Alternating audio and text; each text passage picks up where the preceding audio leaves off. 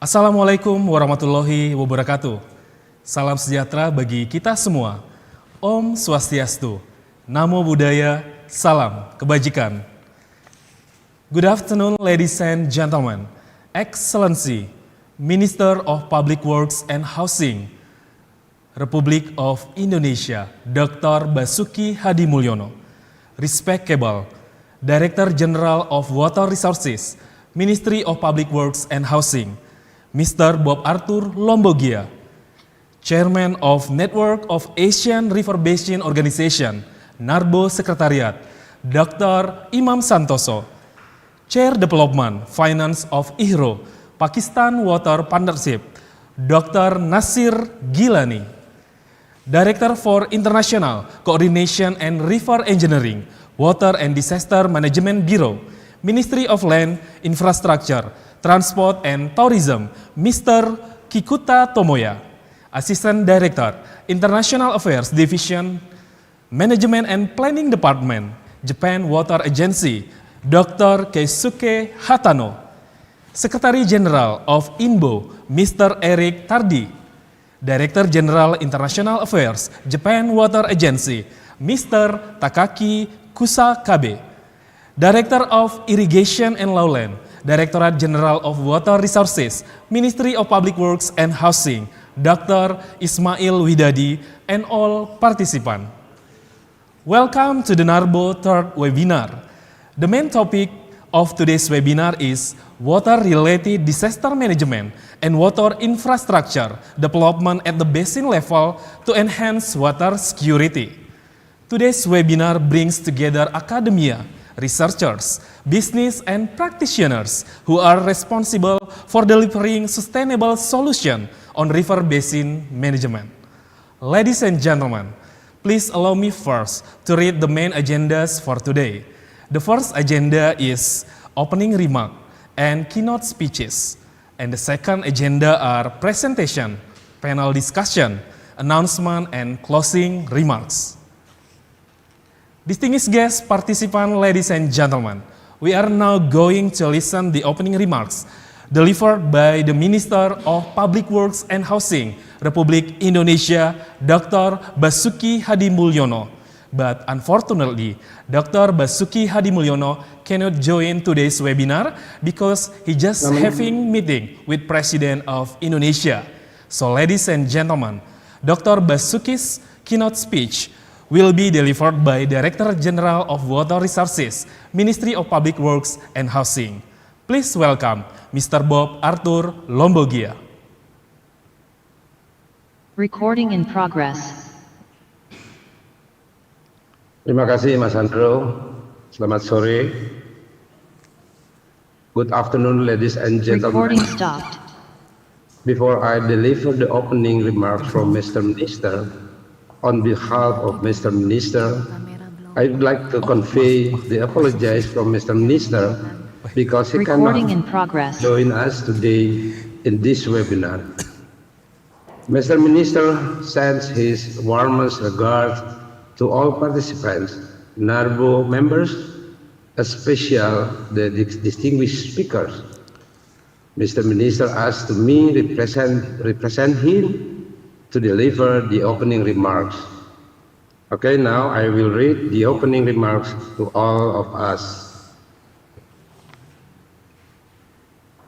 Distinguished guests, Mr. Imam Santoso, as Chairman of NARBO CAO of Jasa Tirta II, Mr. Kikuta, MLIT officials, Mr. Eric Tardio, as a Secretary General of INBO, Mr. Nasir Gilani, Chair Development Finance IHRL, Pakistan Water Partnership, Mr. Takaaki Kusakabe, Director General International Affairs, Japan Water Agency, Mr. Keisuke Hatano, Japan Water Agency, Mr. Michio Ota, as a Senior Specialist for Water Resources Engineering, Japan Water Agency, NARBO members, all participants, ladies and gentlemen. Good afternoon, my warmest from Indonesia to all of you. I really appreciate the organization, organizing of this NARBO meeting. I really miss such a meeting with my NARBO friends. We all understand that the water security in different parts of the world has forced us to do our activities in new ways. The problem has made our activities limited, which are different from what we used to. However, I believe that water resources managers are never silent. Water resource management is continuously active in various fields and different countries. In terms of water resources conservation, water resource utilization, and flood control. Ladies and gentlemen, the challenges we have been facing nowadays, from hydrometeorological disaster to related climate change, really demanding our innovation. The program that we use to carry out today must be modified in such a way that they can be implemented to achieve a good quality and sustainability output, to utilize the benefit quickly, to keep the actors healthy, and to help the surrounding people who are economically affected, for example, by El Nino. As we know, climate changes in land use and water pollution are key driver of loss and degradation of freshwater ecosystem. With impact observed on culturally significant terrestrial and freshwater species and ecosystem in the Arctic and high mountain areas. In addition, precipitation and extreme weather events are linked in increased incidents and outbreaks of water-related diseases. For communities to sustainability, adapt to climate impact on water security, participation, cooperation, and bottom-up engagement and critical in all stages of the decision-making processes, from planning to full implementation. Many of the countries of social groups most threatened by climate change have contributed least to global warming and do not have to access to adequate resources to adapt. So it will be very interesting for us to make a further discussion before a very important event as the 10th World Water Forum 2024 in Bali next year. In addition to reunion, these NARBO actors should also be appreciated, even though we have limited time for this meeting today. We should support this initial step so that it will be continued by the next webinars and other activities. Furthermore, this webinar plays an important role as one of the preparation of road to the 10th World Water Forum Bali. We agree that the problem arises due to the water security, but we never give up. River basin managers never stop fighting. Thank you for your kind attention. Thank you for your spirit to our NARBO. I wish you a fruitful webinar today. Thank you and see you in Bali. Save the earth, save the future. Wassalamualaikum warahmatullahi wabarakatuh. Minister of Public Works and Housing in the Republic of Indonesia, M. Basuki Hadi Mulyono. Thank you. Thank you, Director General of Water Resources, Ministry of Public Works and Housing, for sending us the opening remarks from the Minister of Public Works and Housing, Dr. Basuki Hadi Mulyono. Ladies and gentlemen, Mr. Director General of Water Resources keynote speech will be delivered by Deputy Director of River and Coastal Management, which will come after Dr. Imam's speech. Now we are going to listen keynote speech by Chairman of NARBO Secretariat. Please welcome Dr. Imam Santoso.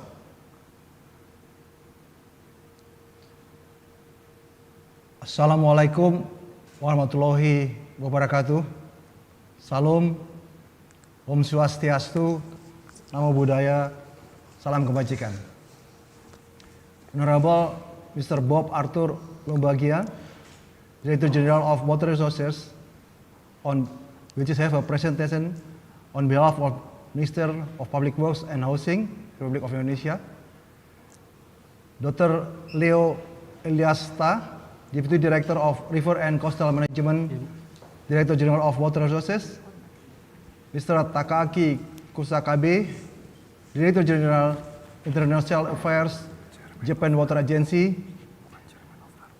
Mr. Kukita Tomoya, Japan Official of Minister of Land, Infrastructure and Transport and Tourism, MLIT.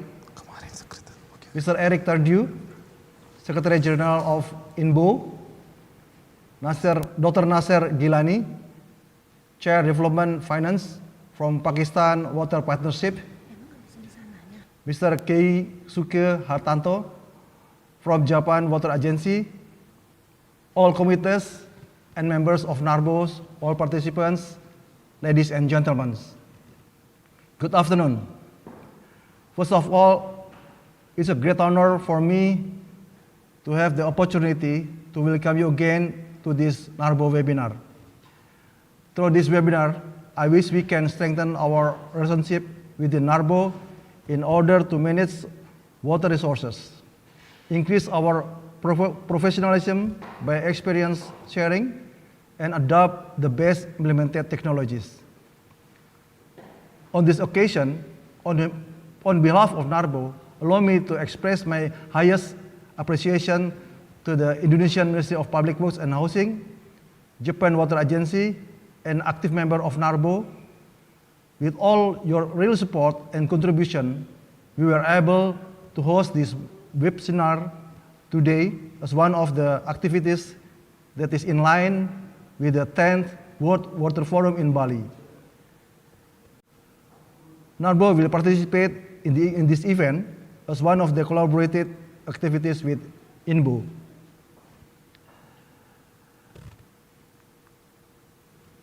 Ladies and gentlemen, we recognize that water resources management is inseparable from all parties.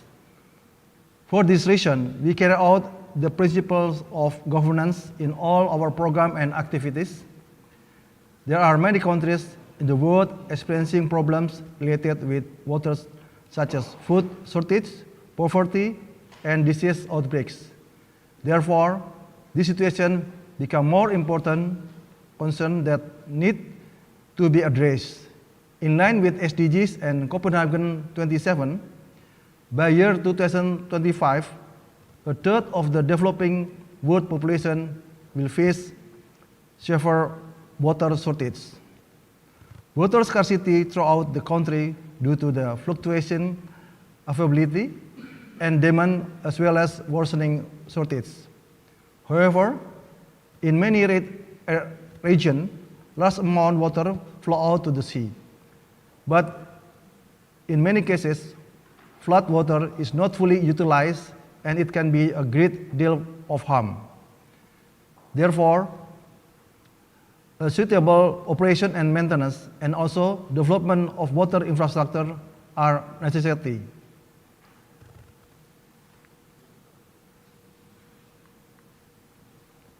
Honorable webinar participation. There is an increasing evidence to indicate that El Nino causes region around the Western Pacific Rim to suffer from severe drought. It's a normal impact in terms of increasing or decreasing rainfall.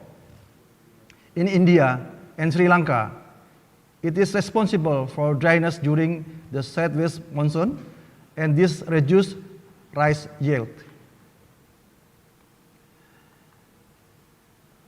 In Philippines, very dry condition during the northeast monsoon season, and it causes poor rice yield. In Indonesia, it happened with the dry season, which is a minor growing season, but its effect can be accelerated by human behavior, such as open burning. The reaction of extreme cases of El Nino must be seen in a broader context of developing strategies to tackle atmospheric phenomena and water-related disaster. Hence, improper management of water could generate detrimental impact. Utilizing this webinar, it is absolutely benefit. It is valuable change to improve our capability.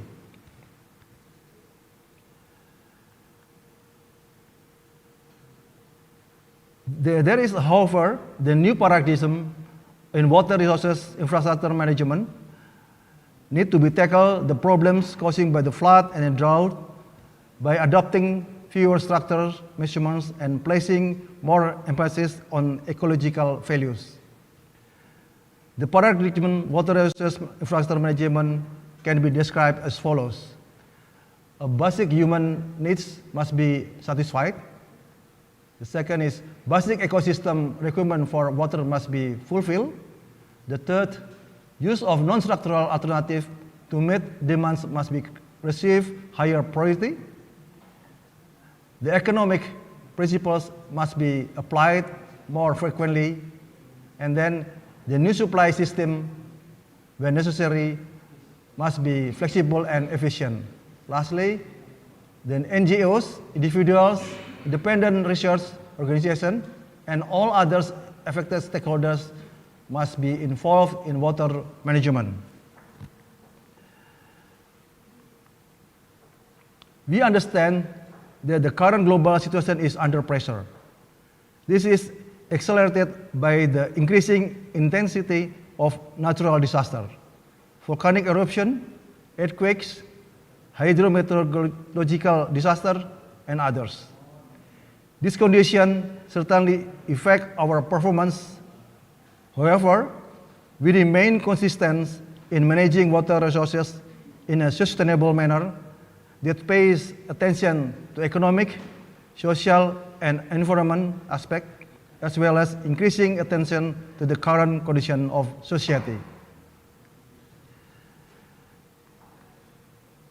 Ladies and gentlemen, thus, on this condition, we try to focusing on the objective of the third NARBO webinars today, that we believe can result some of the outcomes that will be carried out for the better NARBO existence in the future. We will focus on the climate change related water disaster happen in NARBO's member countries and share the information on cases of the disaster. As I just mentioned before, there are some points, outcomes of this webinar that will be expected. Firstly, actual situation of the flood and drought disaster happen in NARBO members countries. The issue and the challenge toward the disaster mitigation can be clarified.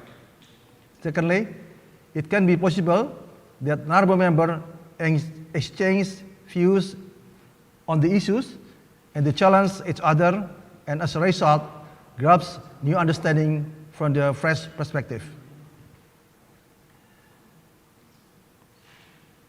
Ladies and gentlemen, if we're talking about flood and drought disaster management, it is important to propose disaster risk reduction of NARBO, which consists of 3 areas of activities. That are prevention of or mitigation of hazard, reduction of vulnerabilities and enhanced preparedness, strengthening mitigation and adaptation. So to execute those activities, we need sufficient data and good collaboration. Since science we can generate data, whereas data can provide us information which leads us to the knowledge. However, the decision on how to apply the knowledge is often sometimes controlled by the politics.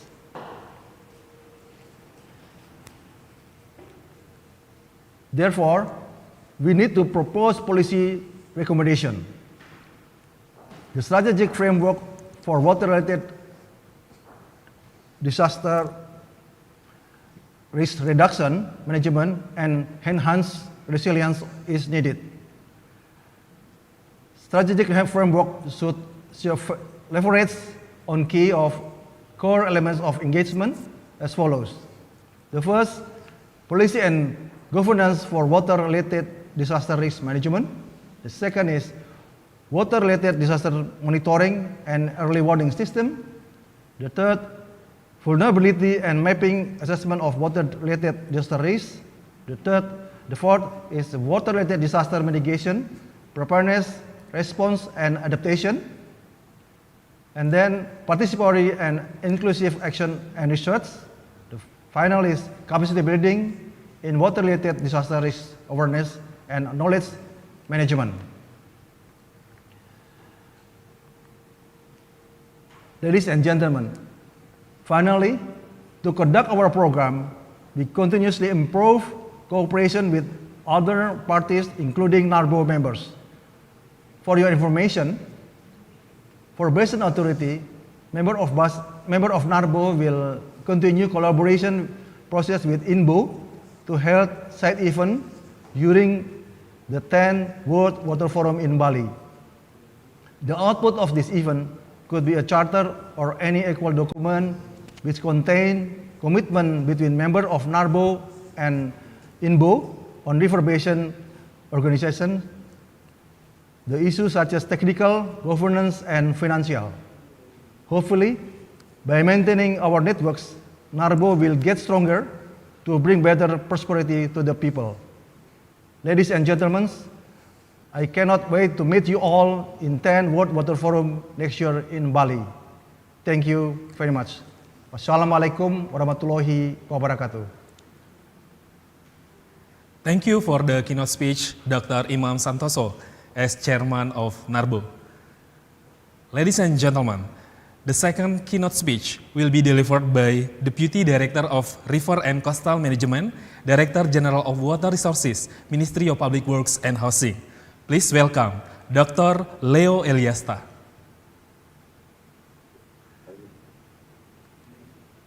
Thank you so much, Pak Sandro. Good afternoon, ladies and gentlemen. Before I start with the keynote speech from His Excellency Director General for Water Resources, as you may have known, Mr. DG was scheduled to deliver this keynote speech. However, due to some changes in the agenda, Mr. DG delegates to me to deliver the keynote speech on his behalf. This material has been widely used by Mr. DG in many occasions. We prepared this with close assistance and advice from Mr. DG. Now please allow me to deliver the keynote speech on behalf of Mr. Director General. Recording in progress. Distinguished guests, Mr. Imam Santoso, as Chairman of NARBO, CEO of Jasa Tirta, Mr. Kikuta, MLIT, Mr. Eric Tadiu, Secretary General of INBO, Mr. Nasir Jilani, Chair Development Finance IHRO, Pakistan Water Partnership, Mr. Takaaki Kusakabe, Director General International Affairs Japan Water Agency, Mr. Keisuke Hatano, Japan Water Agency, Mr. Michio Ota, Senior Specialist for Water Resources Engineering, Japan Water Agency, all NARBO members, and all participants, ladies and gentlemen. Assalamualaikum warahmatullahi wabarakatuh. Shalom, Om Swastiastu, Namo Buddhaya, Salam Kebajikan. Good afternoon and greetings of peace to all of us. I am very grateful for the opportunity given to me in the third network of Asian River Basin Organizations NARBO webinar, in which I'm going to give a keynote speech regarding the future challenges in flood management, especially in Indonesia context. As we may know, Indonesia is the fourth largest nation on the globe, with the ever-growing population that supports its economic growth, which hopefully by 2050 could emerge as an economic powerhouse. This growth, however, also acts as a double-edged sword, as with an ever-increasing population, the demand for resources and living space would also be increased. With the emergence of climate change, the risk of water-related disasters also lurks around the corner, which could put the Indonesian ambition to rest. Before I continue my speech, I would like to give an overview of some major flood events in Indonesia recently. These are the pictures of Sumatra floods occurred in 2021 and 2022. Next slide. And then this is Kalimantan floods in 2021.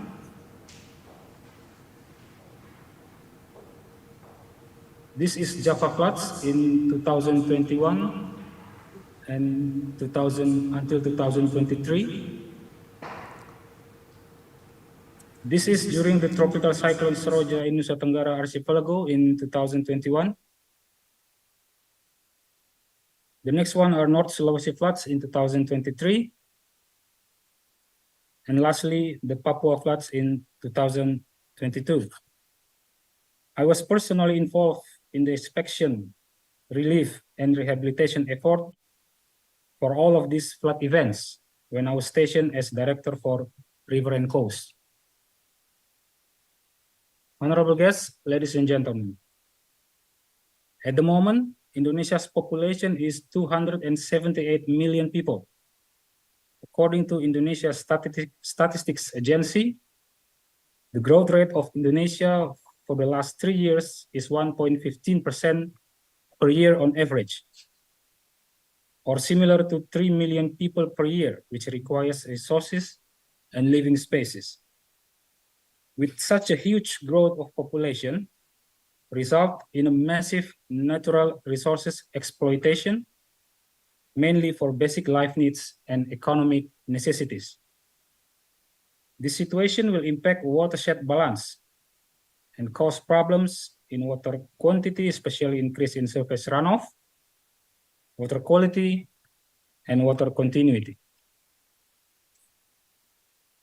As we can see here, the pictures represent the growing urban density in the Ciliwung Cisadane River Basin as an example, where the current Indonesian capital, the Jakarta metropolitan area, resides. The red-colored areas representing the area used to be as residential, commercial, and industrial areas. The areas that were once water catchment areas are now covered in concrete and bricks to support the growing population. Due to land use changes, we can see from this chart an increase in flood discharge designs of the 1997 flood master plan in Ciliwung Cisadane river basins. And these are no longer applies because the current flood discharge designs are significantly higher than the 1997 master plan. These phenomena are the current trends not only in Jakarta, but the whole of Indonesia as well as globally all around the world. Therefore, if we cannot keep up with these challenges, there is no doubt that many people would subject to the risk of water-related disasters now and in the coming future. Honorable guests, ladies and gentlemen, in general, we commonly focus only on structural measures, which in principle act as the flood control methods, focus on the construction of infrastructures to mitigate the risk of disasters. And these are very much in line with our duty in the Directorate General for Water Resources. Within these activities, the main activity is managing water behavior. On the other hand, the non-structural measures are in principle act as the flood prevention methods, focus on regulations and social effort on the various stakeholders. The main challenge of non-structural measure is managing humans' behavior. This includes land conservation, including strict land use regulation, multi-stakeholder participation, and adaptations to living in floodplains. As we know, that the implementation of non-structural measures is more difficult than structural measures. Honorable guests, ladies and gentlemen, at the Ministry of Public Works and Housing, we have completed some important water-related infrastructures for flood control over the period of 2020 until 2023. Ciawi and Sukamahi dry dams to protect the downstream area in Jakarta, also Andir retention pond in upper Citarum Basin. Ciliwung River normalization to protect the Jakarta area. Cisangkui floodway, protecting Dayakolot and Bale Endah in Bandung Regency. And Jakarta Coastal Dike to protect Jakarta coastal area from tidal floods. Especially for Jakarta Coastal Dike, this is a collaborative work between the Directorate General of Water Resources and the local government of Jakarta. Ladies and gentlemen, as shown in the graph here, we can see that the number of disasters that have occurred in the past few years have been declining. Flood control infrastructures are certainly important to minimize the risk of flood disaster. However, it is far from sufficient to achieve a sustainable flood management. In the future, the main challenges would be how to maintain surface runoff without detaining the demand of developments due to population growth. For this, I would like to emphasize that we need to give our best attention to non-structural measures. Therefore, in this great opportunity, I would like to introduce the zero delta key policy. The primary principle of this concept is the equilibrium of water discharge in the watershed. A simple illustration of the concepts shown here. On the left graph in the before urbanization picture, the peak flood discharge did not exceed the point where water would overflow and cause floods. The second ones would illustrate the condition where post-land use changes due to population growth and demands for development without making room for the excess water. This condition will cause flood disasters. The last one shows the conditions where the area is urbanized, but with the zero delta key concept applied. Room for water was provided, and therefore the peak flood discharge will be lowered like the before urbanization condition. The implementation of the zero delta key concept for different types of areas is shown here in this picture. For agricultural area, open water storage can be implemented to collect excess surface runoff, while for industrial, residential, and dense coastal area, underground water tank can be applied to realize this concept. This concept will also benefit to the river systems and water infrastructures like dams, small dams, and water storages that have been completed before. Sedimentation problem will also be anticipated and therefore result in more optimum surface lifetime of our water infrastructure. This will also reduce potential costs needed for maintenance and infrastructure upgrading.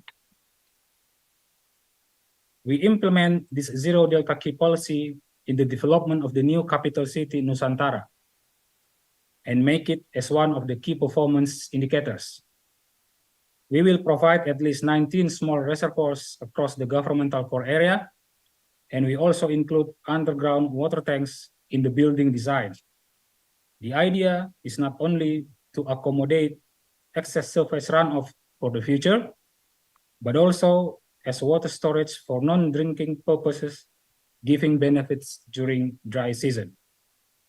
Excellencies, ladies and gentlemen, I would like to emphasize that we, the Ministry of Public Works and Housing, especially the Directorate General for Water Resources, will not stop to voice these messages regarding the zero delta key concept to all related stakeholders.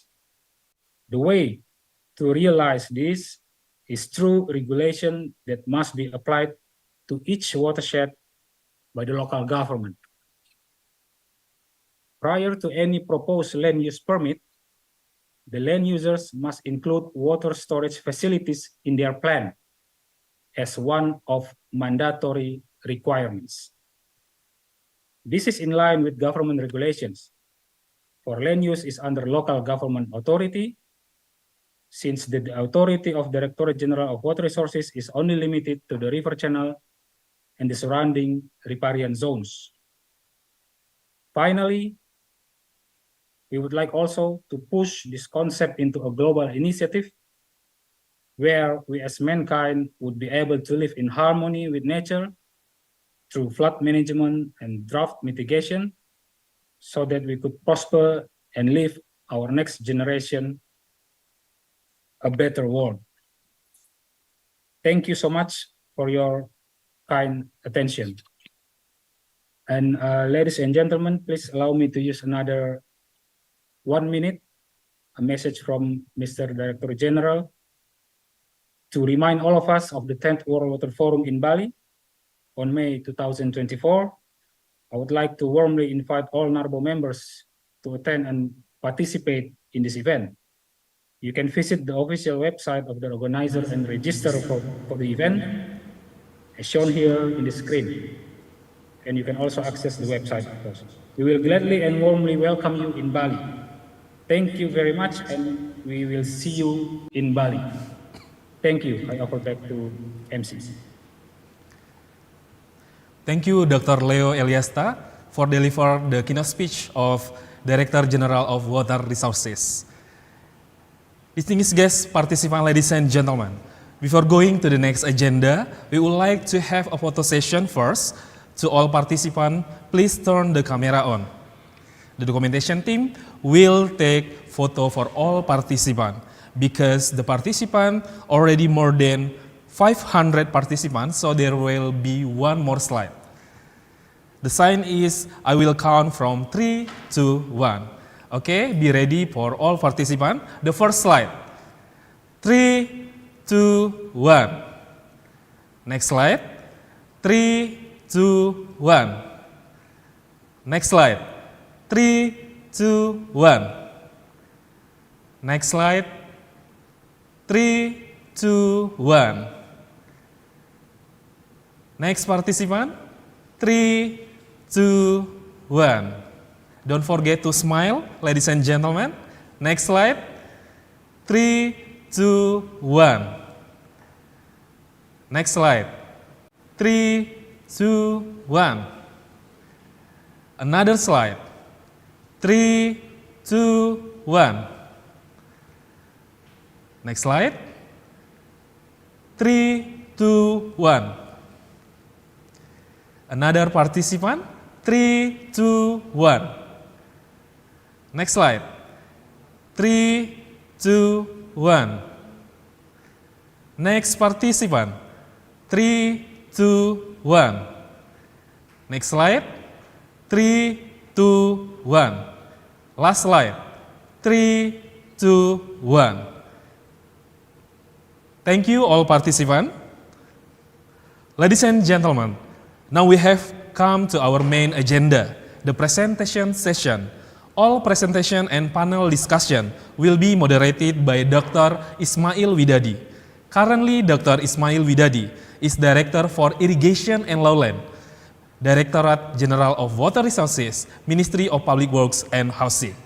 Ladies and gentlemen, let us welcome our moderator, Dr. Ismail Widadi.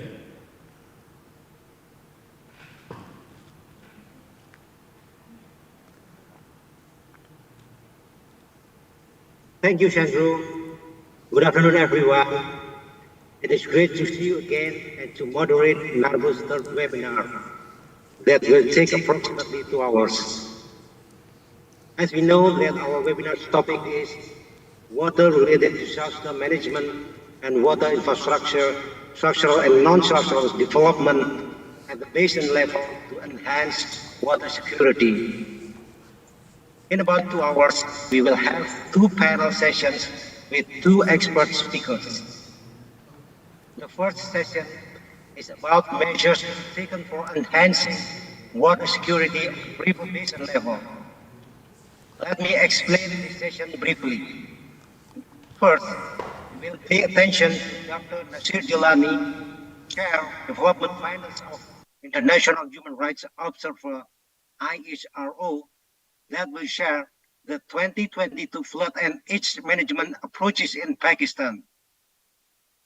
Dr. Jilani is founder of IHRO, affiliated with UN, which later on awarded him with Lifetime Achievement Award by Education Foundation Human Rights Award.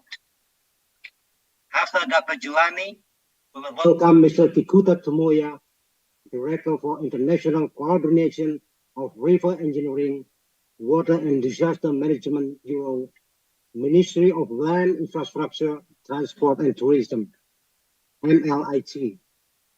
He will share the key messages from UN 2023, Water Conference ID3, Water for Climate, Resilience and Environment, so with actual implementation in the field of water-related disaster risk reduction. We also hope that Mr. Kikuta will explain some contextual analysis and best practices in overview of major water-related disaster in Japan in 2021 and progress on the new policy of river basin disaster resilience and sustainability. If you want to know about our speaker's biography, you can access the website of NARBO. Right after these 2 presenters finishing their presentation, we have 15 minutes Q&A session. Please raise your hand if you want or if you have any question. I monitor the window and select 3 people to ask their question loudly. Should you have any question during the presentation, please type them in the chat box. Within limited time, I'll try to bring them up during Q&A session. In case of any technical issues, please signal me in the chat box to try to help you resolve it quickly. So let's get started. Please be considered that each speaker will spend 20 minutes to deliver his presentation. Ladies and gentlemen, please welcome the first speaker, Dr. Nasir Jilani.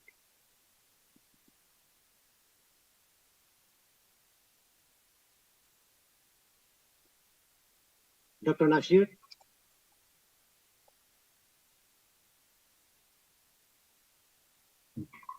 Assalamu alaikum.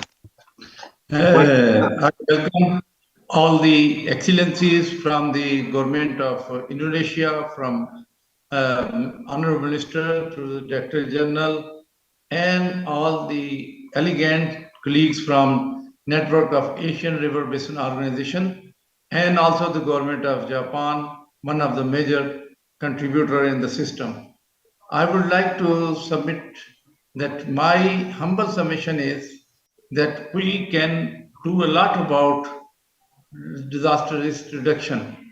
Disaster risk reduction is a subject which is a science and art. It is governance and implementation. It's not only rescue relief, it is prevention or risk reduction. And we have to adopt certain strategies and management approaches. I was very much involved in the disaster management of floods in Pakistan and also the drought. I would like to move to the second slide. This is the area. If you look the red area, this is year 2022. This is very, very populous area, very fertile area. There are three type of floods came. In the top one area, at the top here, you will see the reaction time was very low. This is the steep hilly area and the water peak reached very quickly. But in this area, there was a lot of things which could be done due to having 72 hours reaction time. But then suddenly western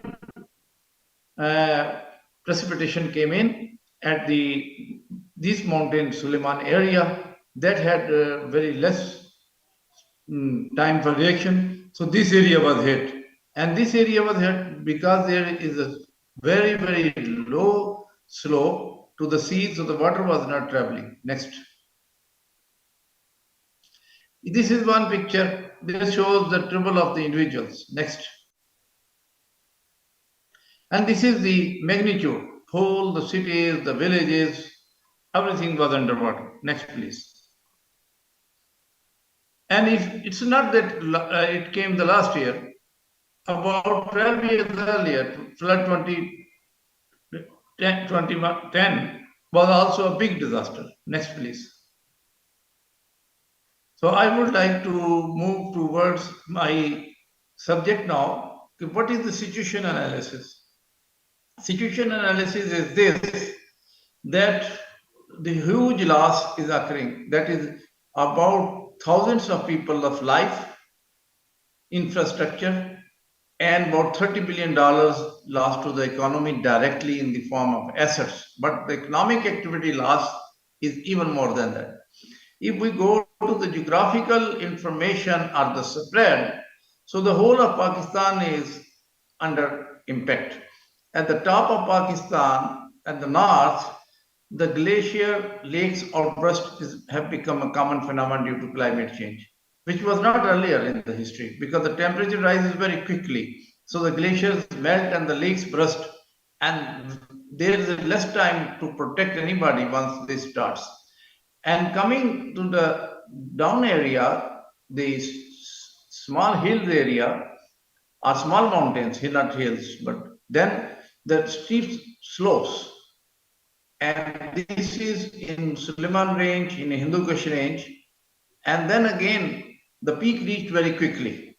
But if you reach to the Indus Basin, where the most loss occur, we have a tremendous information. We have a good time to react, about 70 hours plus, to evacuate people, to take measures, to open the gates of the barrages and headworks, but needs lot of management, and also political decision making. And the disaster risk reduction can be done when we know the disaster risk is very high. So the start from knowing what is the risk, it starts from the upper atmosphere, the climate change and others. So coming to the upper atmosphere, Pakistan has a Space and Upper Atmosphere Commission, which has its own satellite. And then we have the satellites from EU, like SPOT and the Landsat and other information from World Met Office and the Pakistan Met Office. However, the softwares to look into the global circulation models are site-specific, and making them fit to Pakistan has not resulted good. So this is a limited knowledge. But if we come down to the next level, the lower atmosphere level, where radars work, because Pakistan's most of the flood comes from across the border, transboundary waters. So we cannot get measurements quickly. So we use the radars there. And we are very obliged to government of Japan for granting certain number of radars and the equipments. But the translation of this expected precipitation into the flows require mathematical models and the softwares, for which UNESCO has helped with the financial support of government of Japan 2 projects to upgrade our level. we have also certainly ground level information by the flow measurements at upstream, mid-time and barrages, and also the soil moisture. And this network is a good one.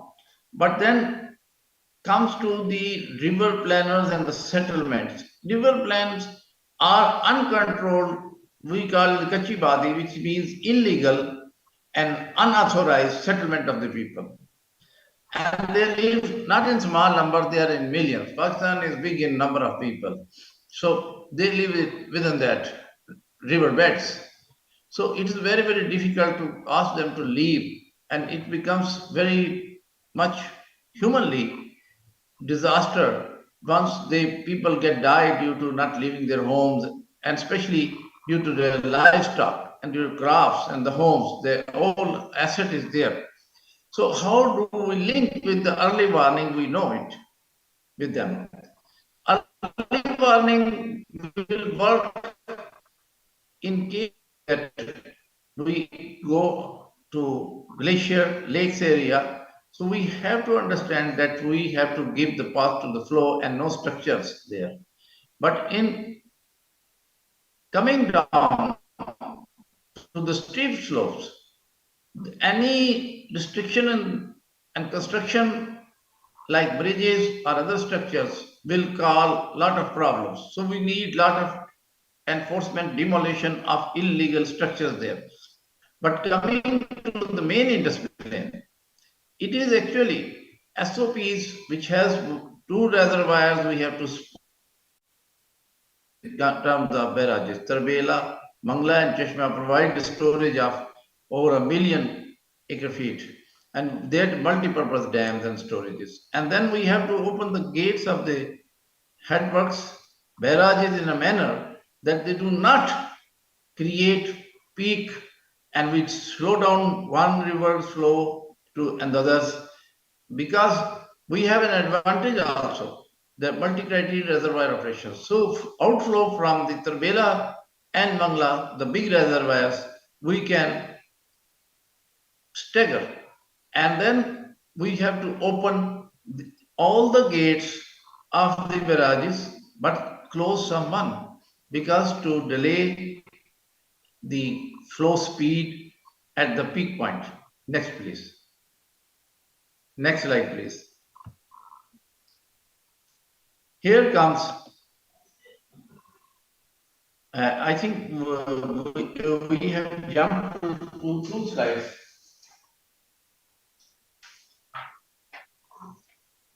Sir, back. We have jumped 2 slides. Yes. We have also known now the flood flows timing and the routings.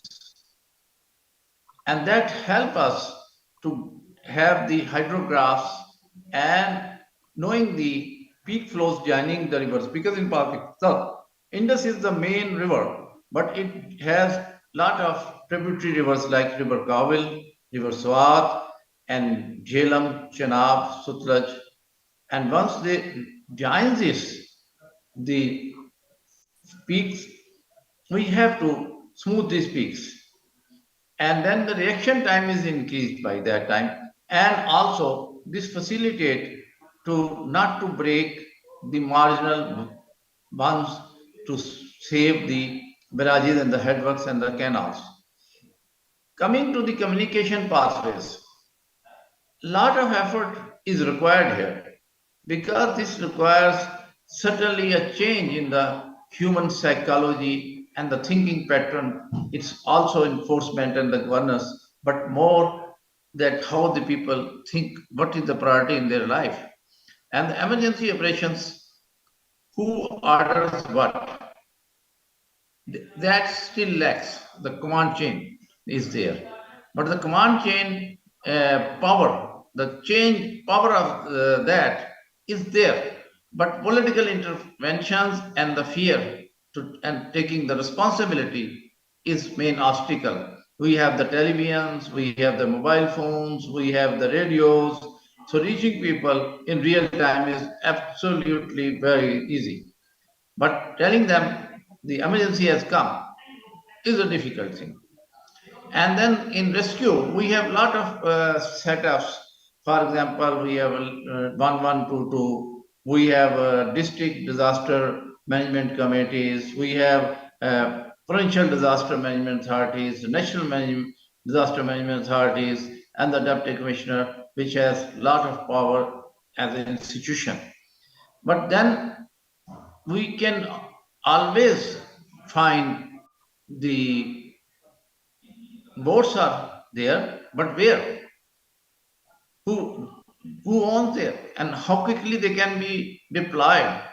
And we have also the flood control centers, but then everything in each flood has a missing links with SOPs. Provide them food and temporary shelter. But actually, we want to send them back their homes. We want to restore the education system, the health system, the water systems, and the restoration goes with the provincial government. And the rehabilitation. Here comes the question, build better. Build better requires more money. But you have a loss of $30 billion already. Directly and indirect losses are more than from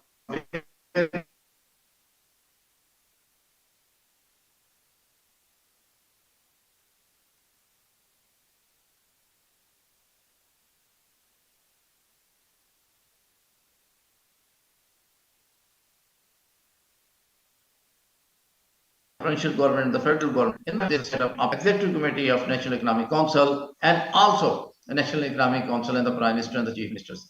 And then comes one the institution maker decision, finances. So government of Pakistan has a different type of finances available, local government funds, the provincial government, ADB, annual development program, and then public sector development program from the Federation, the emergency funds. Next, please.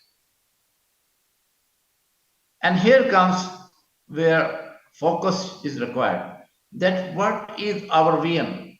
Are we saying that each year the flood will come? How much flood will come? The climate change has absolutely changed the hydrological parameters earlier established. Now, the 40 years mean is not working. The models are not working. So that requires more risk and more safety factors. And then if we have to go for a strategy, we cannot develop a strategy for year-to-year basis. We have to need a framework for 5 years at least. And out of that 5 years program, we should bring the programs and the projects which is financed from the federal and provincial entities. Next, please. Something which is a bad taste, but that is there. That is climate change as a crisis amplifier and multiplier.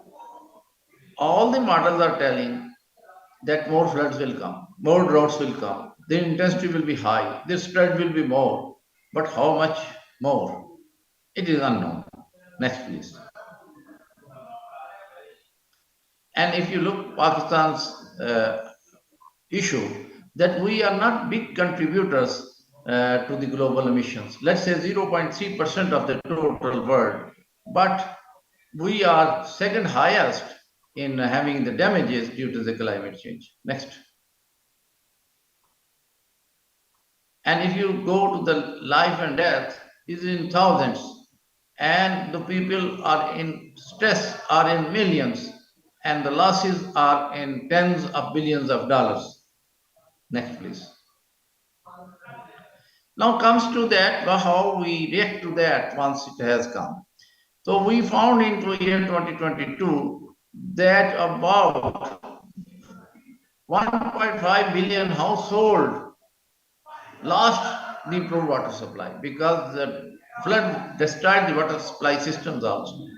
And once the safe water is not there, the risk of waterborne and communicable diseases and infections will increase.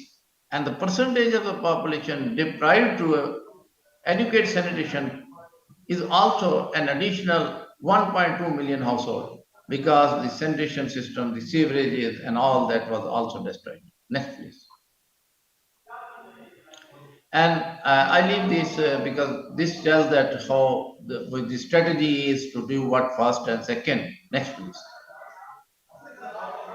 And education sector is my prime area of interest because once the schools are destroyed, whole generations education is disturbed in that area because the school buildings will take time to be restored. The teachers have to be given new technologies now. We are thinking to build schools at a better place. For example, JICA built the schools in the flood areas were not damaged because they were built at a higher elevation. And we have to work on the IT based education also and the shelter homes also. The shelter homes should work as the schools and the health centers. Next, please. And this is the strategy how to do quickly and how to do it late. Next, please. We have also culture and heritage as a close to our heart subject. We have a civilization of 5,000 years plus, and we want to protect them. And most of the civilization or the heritage is on the river banks historically. So we have to protect them also. And they have the cost associated with this. Next, please. After drinking water, health, and education, I think we must consider the food security issue. The food security issue is complicated. It's not only the crops are destroyed on millions of acres, it is the seed which is gone. So not only you are frustrated without having any food in flow for the inhabitant, but to the urban class also, but for the next year food growth is also gone. So that causes a great issue, like 14.6 million people went below food security level. This is a big issue, and we have to work like that. Next, please. Next, please. And then the urban structures also. Urban flooding is there. We want to them make them more resilient because cities are not damaged that way, but their life becomes miserable. Next, please. And the infrastructure. I'm engineer myself also. I know the roads, railways, and the communications. Everything is disturbed. The bridges is gone, and they require huge cost. Next, please. Next, please. Transport sector. Transport sector is not only for the roads and things in the sense because they move food to the people. They also provide lot of effort for the protection of medicines, provision of medicines, hospital connections. So the transport sector also provide linkages to the schools and the education and the economic activity. So it is an important sector. Next, please. The houses are damaged, in some partially and some totally, completely. Next, please. So we found that house rehabilitation has a cost and how to stagger that because we cannot ask people to stay on the roads on the shared primary incomplete, unhygienic conditions in a shelter on roads and like that. And we give subsidy, we give full grant people to rebuild their houses. But what will be the design? In the earthquake, we provide them design. But in the flood areas, but we are trying now to tell them not to build in floodplains. Next, please. And this is the same, the housing strategy timing. It is the housing sector strategy. And at this level, we are actually very much constrained because we cannot move that way because people want to go back to their own places. Next, please. Health sector damages include the people who become sick due to infections, but also the health sector facilities damage, the primary healthcare system, the hospitals, and that all has to be rehabilitated. Next, please.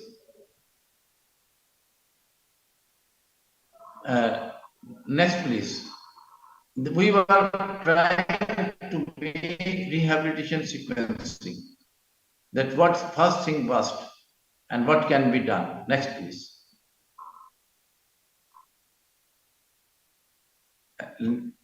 And if we look towards the financing, that we have to budgetary system bring in one thing very clear, that Pakistan has moved from unitary government to federation.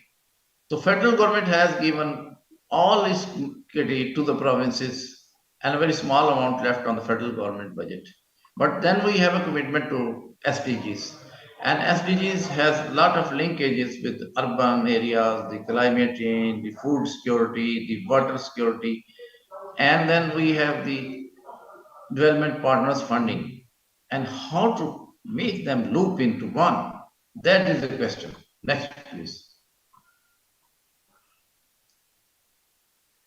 Pakistan government and people understand that climate change is a big issue for Pakistan. Are we going to make climate adaptation through resilience? Because this is not only its economy, it is a question of controlling increasing poverty. And then it will require out of box reallocation of the resources from the grid system. Next, please.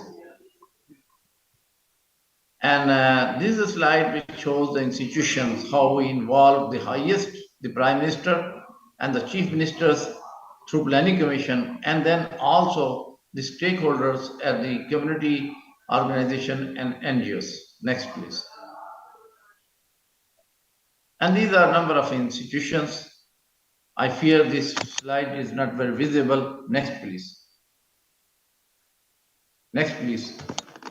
And now I come to that we do not make emissions. Emissions are made by global or our neighbors like China and India. But we have implications in Pakistan. And we have these drivers to control climate change out of control. We cannot control emissions from China and India or the world. So what we have to make the policies, we have to make policies of adaptation. Next, please. Adequate funding and SDGs.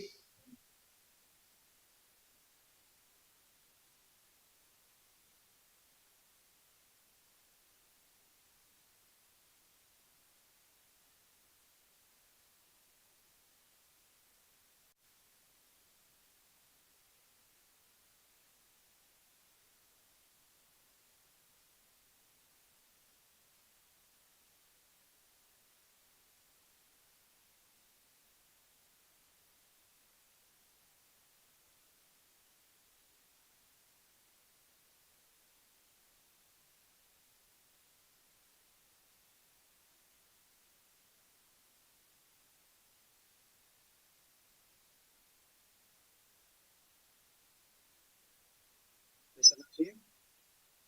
Mr. Nasir, are you still with us?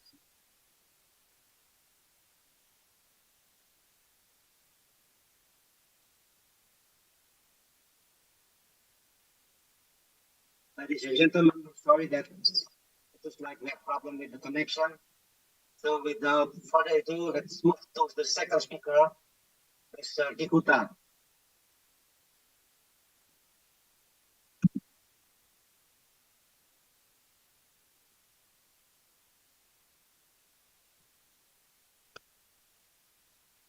Mr. Dikuta, please. I hope your presentation is not longer than presentation of Mr. Nasir. Please.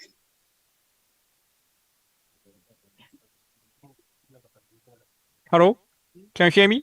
Yes, okay. Yeah, thank you very much. Dr. Ismail Vidyarthi, Director for Irrigation and Lowland, Ministry of Public Works and Housing, PPR, Republic of Indonesia. Dr. Imam Santoso, CEO of Jasa Tirta II and Chairman of NARBO. Mr. Ingenieur Bob Osa Lombogia, Director General of Water Resources, Ministry of Public Works and Housing, PPR, Republic of Indonesia. Dr. Leo S. Eliasta, Head of River and Coast Technical Planning Subdirectorate, Directorate General of Water Resources, PPR. Dr. Nasser Giuliani, Chair Development, Finance IHRO, Pakistan Water Partnership. Mr. Eric Tardieu, Secretary General of INBO. Mr. Takaki Kusakabe, Director General, International Affairs, Japan Water Agency. And all the distinguished guests, NARBO members, ladies and gentlemen, very good afternoon. It is a great pleasure and an honor for me today to attend the third NARBO webinar. My appreciation to the organizing members and the Secretariat for arranging this event and to all distinguished guests and participants. Today, I would like to talk about the title, The Key Message from United Nations 2023 Water Conference, Interactive Dialogue 3, Water for Climate, Resilience and Environment toward actual implementation in the field of water-related disaster risk reduction. In order to address today's theme, water-related disaster management and water infrastructure, structural and non-structural development at the basin level to enhance water security. Thank you very much. Next, please. Before going to the UN Water Conference 2023, I would like to explain the fourth Asia-Pacific Water Summit.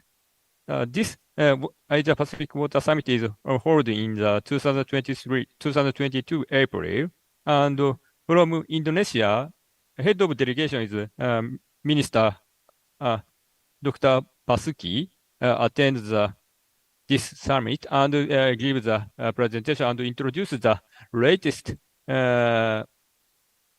challenges in Indonesia for water issues.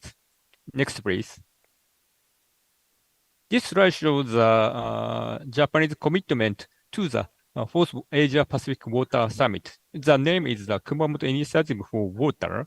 The important things is promotion both climate change adaptation and mitigation measures. So the combination of the adaptation and mitigation to address the water challenges is very important. That's a key message from this slide. And you can find this slide in the website. Next, please. To follow the APWS 2022 summit, United Nations holds the Water Conference in 2023. This conference is for the first time in 60 years regarding the discussing about the water issues. The left photo is the keynote lecture by His Majesty the Emperor of Japan at the fourth special thematic session on water and disasters through the video message. And he presented about the water in circulation, thinking of social development through the water cycle. And the right photo is the Japanese commitment by Her Excellency Miss Yoko Kamikawa. At that time, she is a special envoy of the Prime Minister of Japan. And now she promoted to the Minister of Foreign Affairs in Japan. Next, please.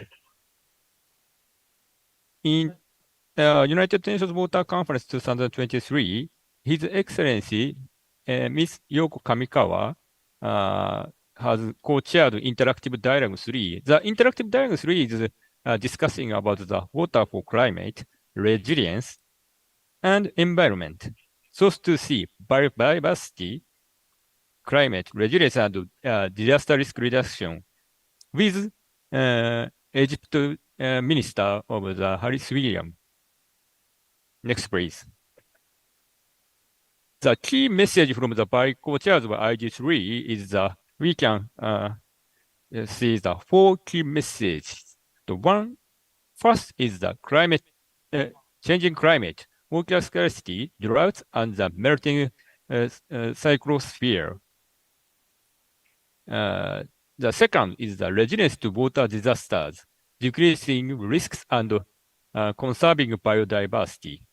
The third is the working for the future, early warning from source to sea. The number 4 is the commitment, actions, and collision to meet water challenges toward full achievement of the water-related goals and targets. And at the bottom, you can find but the letter is very small. But so actually, Japan co-chaired this interactive dialogue 3, and we propose the action workflow. This action workflow is we aimed at the actual implementation in the field. Usually this type of the conference, the messages, sometimes the imaginary or the very conceptual, but our target is to implement in the field. So that's why to understand this to well understand these key messages, Japan and the Egypt government of Egypt proposed the action workflow as a co-chairs. Next, please. This action workflow is we usually we not we but the Public Works Ministry understands the flow. For example, to tackle the water-related disaster risk reduction. The first is the risk awareness, and then move to the finding of risks. And after the finding of risks, the design countermeasures and considered. Then to utilize the budget. It's in the chart the financing, and then to implement the countermeasures, the multi-stakeholder participation is also necessary. Then after we can do the on-site implementation. So then we can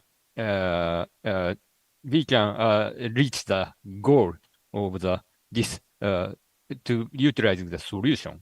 So this workflow is the most of the how to say the NARBO members, for example, today participant in this webinar, I understand. But to how to say to convince the stakeholders, this workflow is very useful to understand, and even for the Public Works Ministry, we can check the position where we are here or we are doing. So it's very useful.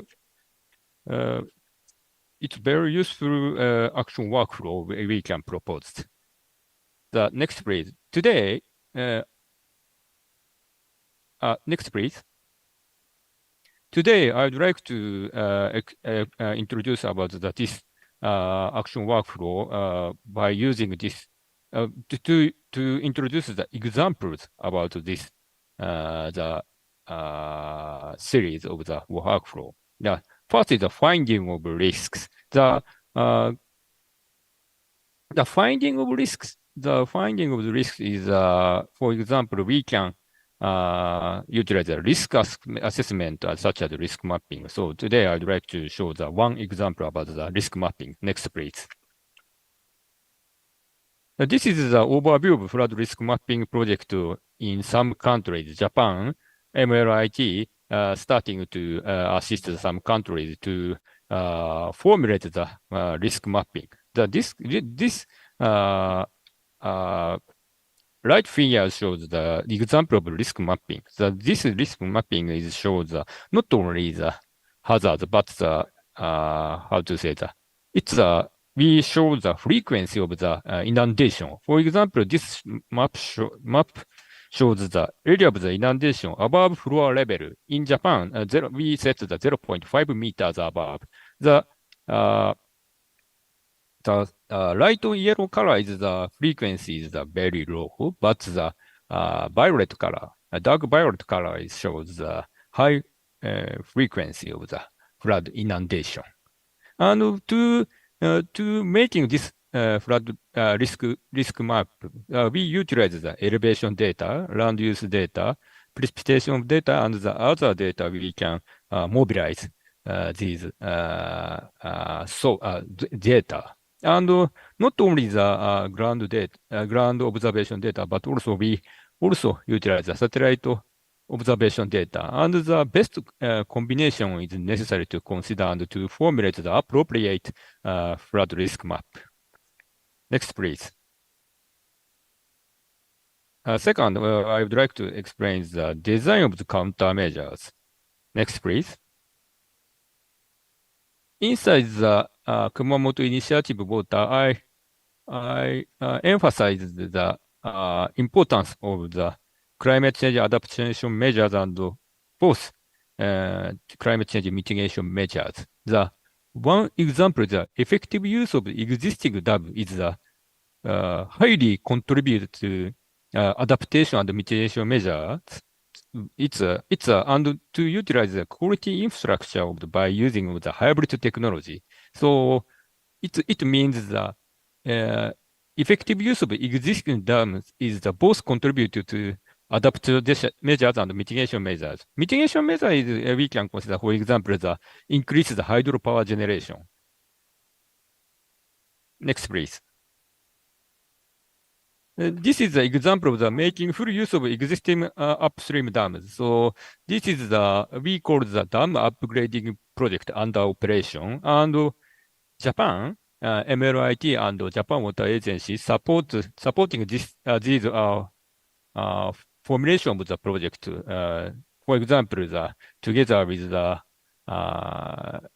Indonesian government, PRPR and the Jasa Tirta Satu, about the dam upgrading project in Stami Dam in Brantas River Basin.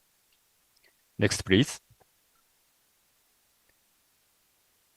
Then I would like to explain the financing. So how to explain the necessity of the budget for the countermeasure of the flood control.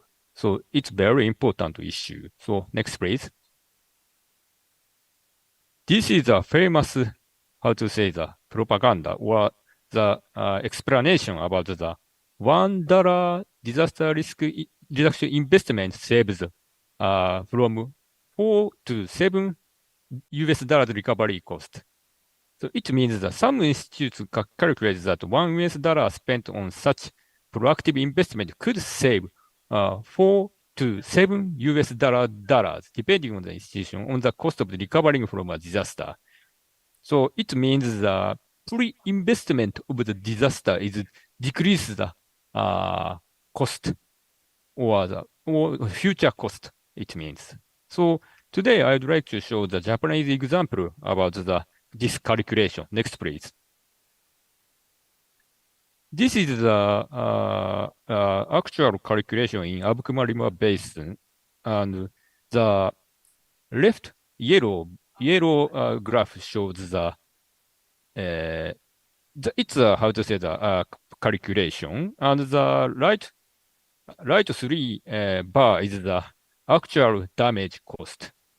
So it means actual payment and losses after the disaster. It consists of the reconstruction of the damaged infrastructure and the investment to infrastructure improvement of the build back better. It's in total JPY 54 and JPY 130 billion. And then also necessary to the affected people and businesses and for waste treatment is 19.4 billion is necessary. We pay the it's a damage cost, and the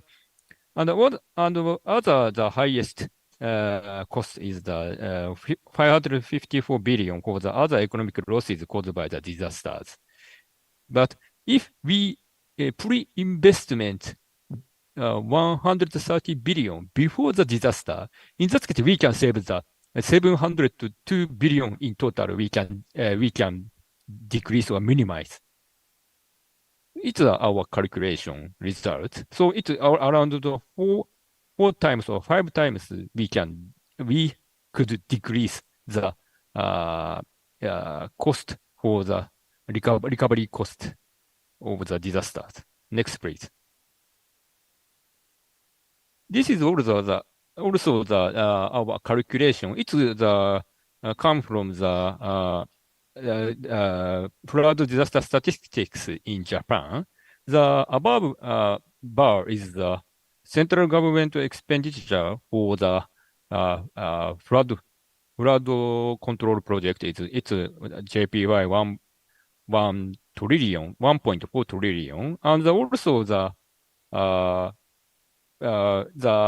bottom graph is the JPY 2.7 trillion. It's how to say we can save this damage and losses. And yeah, if we invest in pre-investment to minimize this damage, so we can both we can decrease both central government expense and also we can decrease the private sector payments and losses. So next, please. It's a summary of my presentation about the financing. In the case of the 2019 flood on Abukuma River, it is estimated that advanced investment about around 1.1 billion US dollar could have prevented economic losses about the 6.1 billion. It's around 5 or 6 times. It's also almost the same as the presentation material that was the fourth slide before. The lesson from the Amukba case is that advanced investment can reduce the total cost of the recovery. Even we Japan missed the chance to pre-investment. So it's our regret, but it's a lesson learned from the disasters. So today, based on the request from the moderator, Dr. Izumaru-san, I would like to also show the recent Japanese disaster in 2000, around 5 years ago and now. So I would like to, sorry, I have no chance to submit the presentation material to the secretariat. So could you please show my faces? This, it's very, sorry. I would like to explain, but how to, sorry, okay, I will upload the materials. Just a moment for the secretariat. Could you please show the my updated materials in the chat box? Is it possible to show? It's a PDF file. Now I'm posting in the chat box.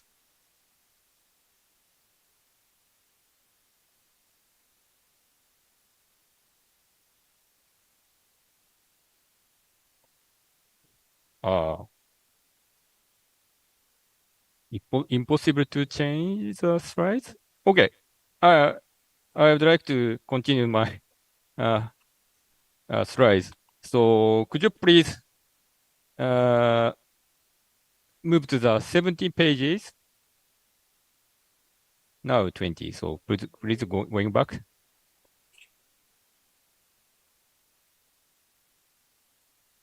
Okay.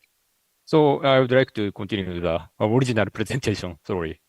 So this is a multi-stakeholder participation, and it's a legal support for all levels across the basin to keep motivation to engage. I would like to explain about the Japanese examples. Next, please. This is a schematic diagram of the river basin disaster resilience and sustainability by all. And this is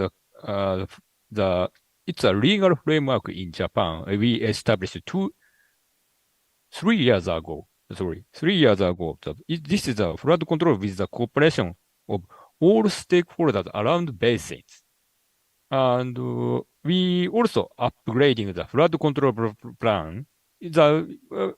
Previously, we focusing on the flood control plan inside the river or river area or the facility of the storage.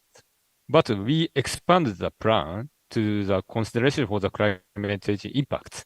And this is the promoting following the integrated multi-layered measure is the first is the flood prevention. It's a conventional way. And the second is the exposure of reduction. And the third is the disaster resilience. It means that not only the river administrator, but also all the stakeholder in the river basin is participant in this plan. It's the concept of Japan. We established 3 years ago, but today time is limited. I would like to move to the next explanation. Next, please. And this is I would like to explain the on-site implementation. It's an example we will know about it. The next, please.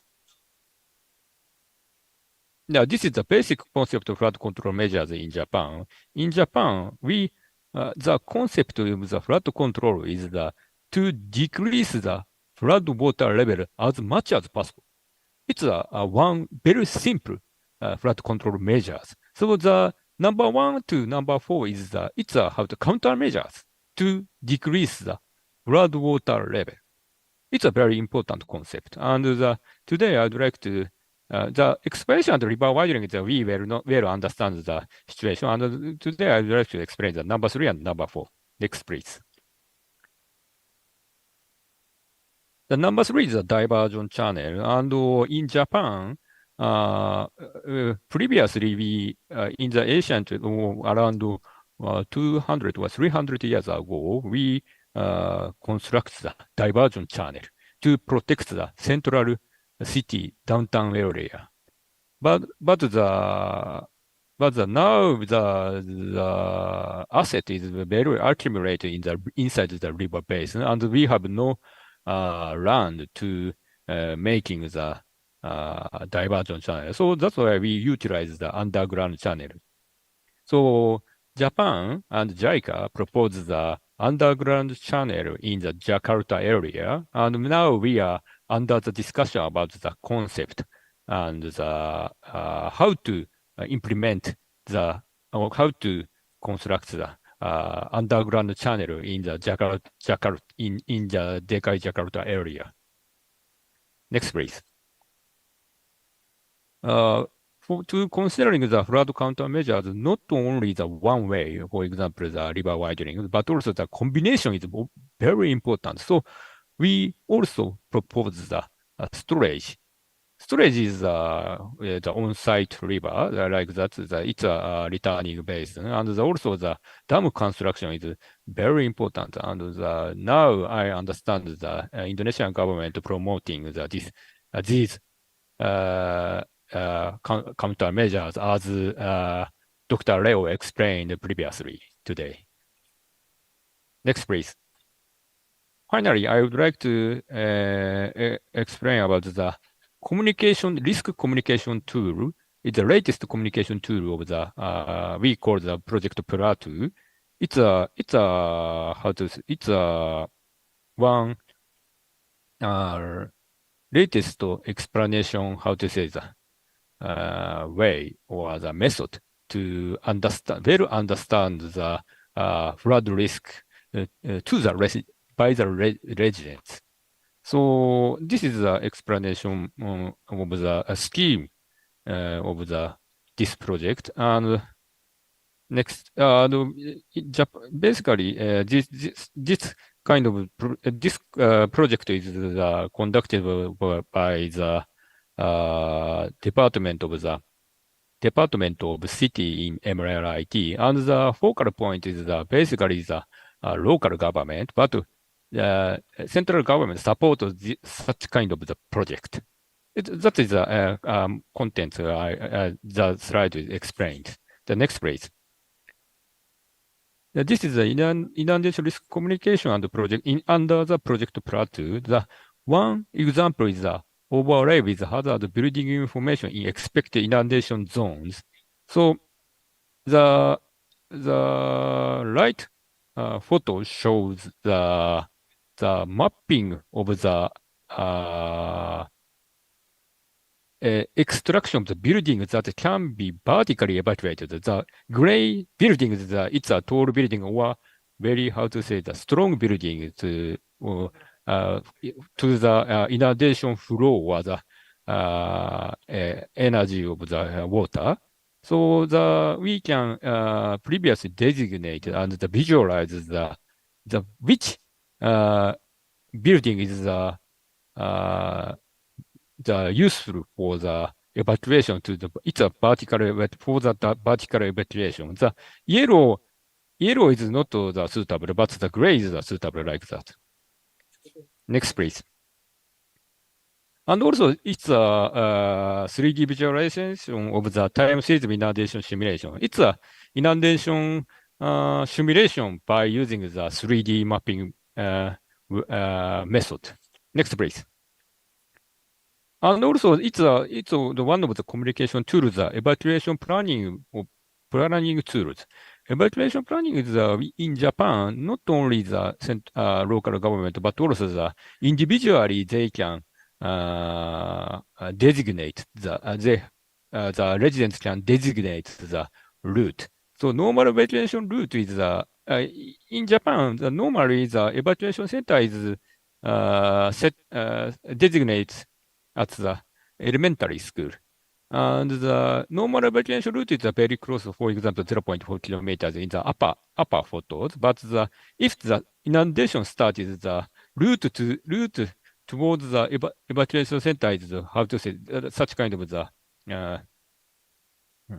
go around way is necessary. So it's and we can the residents can understand the situation is changing, and if the situation is changing, the residents have to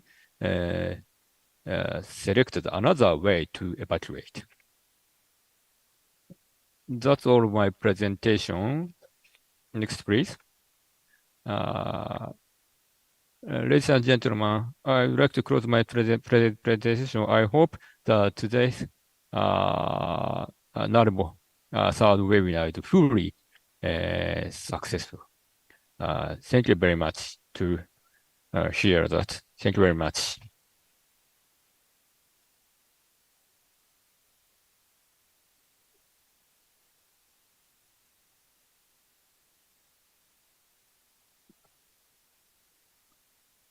Okay, thank you, Mr. Ikuta, for your excellent presentation. I believe that some of us have also downloaded your file about Japan flood report, your additional presentation file. Ladies and gentlemen, even though there was small problem with Dr. Nasir connection in his last slides, I hope you all participants enjoyed both amazing presentation. We have 15 minutes Q&A session. Let's go ahead and take some question now. If any.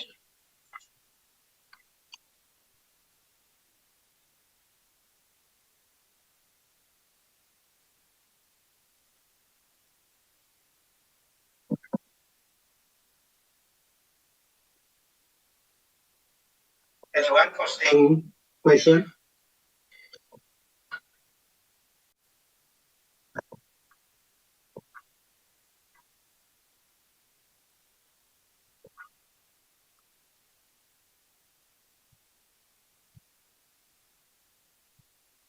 Chat box, is there any question?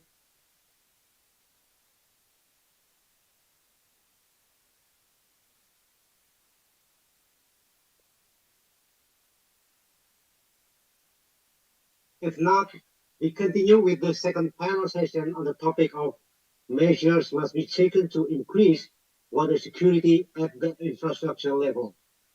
The speaker is Dr. Keisuke Hatano that will deliver the upgrading projects in Japan and other countries. Dr. Hatano is an assistant director in International Affairs Division, Management and Planning Department, Japan Water Agency. He has been working in the Dam Construction Office, Lake Management Office, Dam O&M Office, and Engineering Department. Ladies and gentlemen, please welcome Dr. Keisuke Hatano.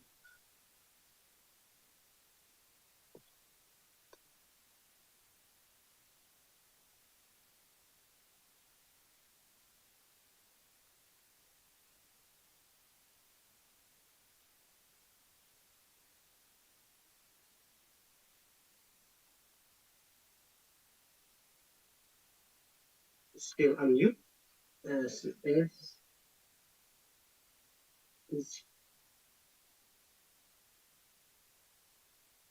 We cannot hear your voice, please.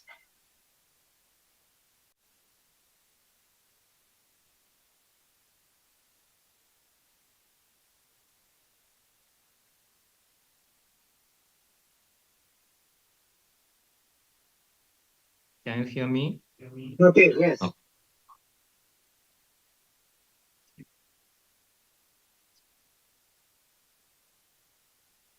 Thank you, Dr.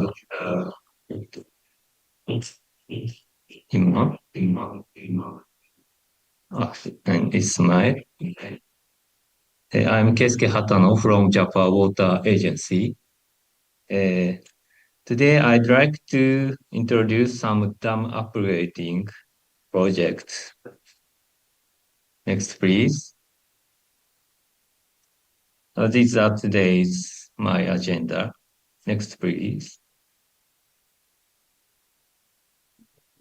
Now, there are various types of problem in river basin, such as extreme floods, frequent water shortages, aging facilities, sedimentation, and water shortage. In order to establish a sustainable and quality society, we think it necessary to adapt to these emerging challenges. But then, what should be the countermeasures? If you need to construct a new dam, it not only costs a lot, but also take much time before its completion. In addition, there is the social and environmental impacts, such as land acquisitions. Therefore, one of the solutions is dam upgrading. Next, please. Dam upgrading are some measures to improve the existing dam's functions. When dam upgrading is adopted, it has the following advantages as opposite to the new dam construction. First, just operational improvement or minor upgrading can be done. Second, it leads to reducing social and environmental impacts. Third, it leads to shorter term and lower cost. There are many different ways to upgrade a dam, as shown in this slide. First method is raising a dam body. This will make it possible to increase the water storage capacity efficiently. It is also possible to increase hydropower generation. So this is a hybrid method of climate change adaptation and mitigation. For example, in Japan, at the Shinkatsurazawa Dam in Hokkaido, the total storage capacity was increased by about 60% by raising only 20% of the dam height. Additionally, building a new power plant increased power generation capacity by 15%. Second one is constructing new spillways. This method is effective when the discharge capacity is insufficient or when the power generation capacity is needed to increase. Especially by increasing the spillways, it will be possible to effectively carry out pre-discharge operation that discharges stored water from the dam reservoir before the flood occurs. Third one is allocation shift allocation shift of dam capacity. This is a method to improve dam functions by shifting part of a reservoir capacity to other purpose. It's possible to strengthen the flood control capacity and water utilization capacity. Last one is controlling sedimentation. This is a method to control sediment accumulation in reservoir by preventing sediment inflow and discharging the accumulated sediment. Next, please. Now, dam upgrading projects are being implemented all over Japan, as shown this map. As of 2021, 35 projects have been completed and 33 projects are ongoing. Next, please. Today, I'd like to introduce Sameura dam upgrading project as an example of our JWA's ongoing project. This slide shows an overview of Sameura Dam operated by JWA in Kochi Prefecture. One of the purposes is flood control. But even after the completion of the dam, flood damage has occurred several times, including a recent flood that exceeded the designed scale. So the dam's flood capacity needs to be enhanced. Next, please. This slide shows the outline of Sameura Dam upgrading project started in 2018. The purpose of the project is to reduce flood damage by increasing flood control capacity. Please click. Next, please. First, capacity allocation is performed to shift the storage capacity for water utilization to flood control. Next, please. Second, preliminary discharge operation is introduced. When heavy rain is forecasted, the dam will release a part of storage water for power generation to temporarily expand 10 million cubic meter of flood control capacity. Next, please. And third, new spillways is constructed like these images.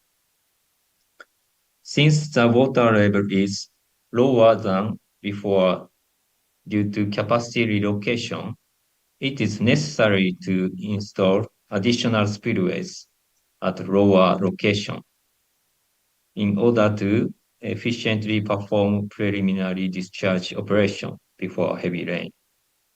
This project started in 2018 and will be completed in 2029. The project term is for only 11 years. Next, please.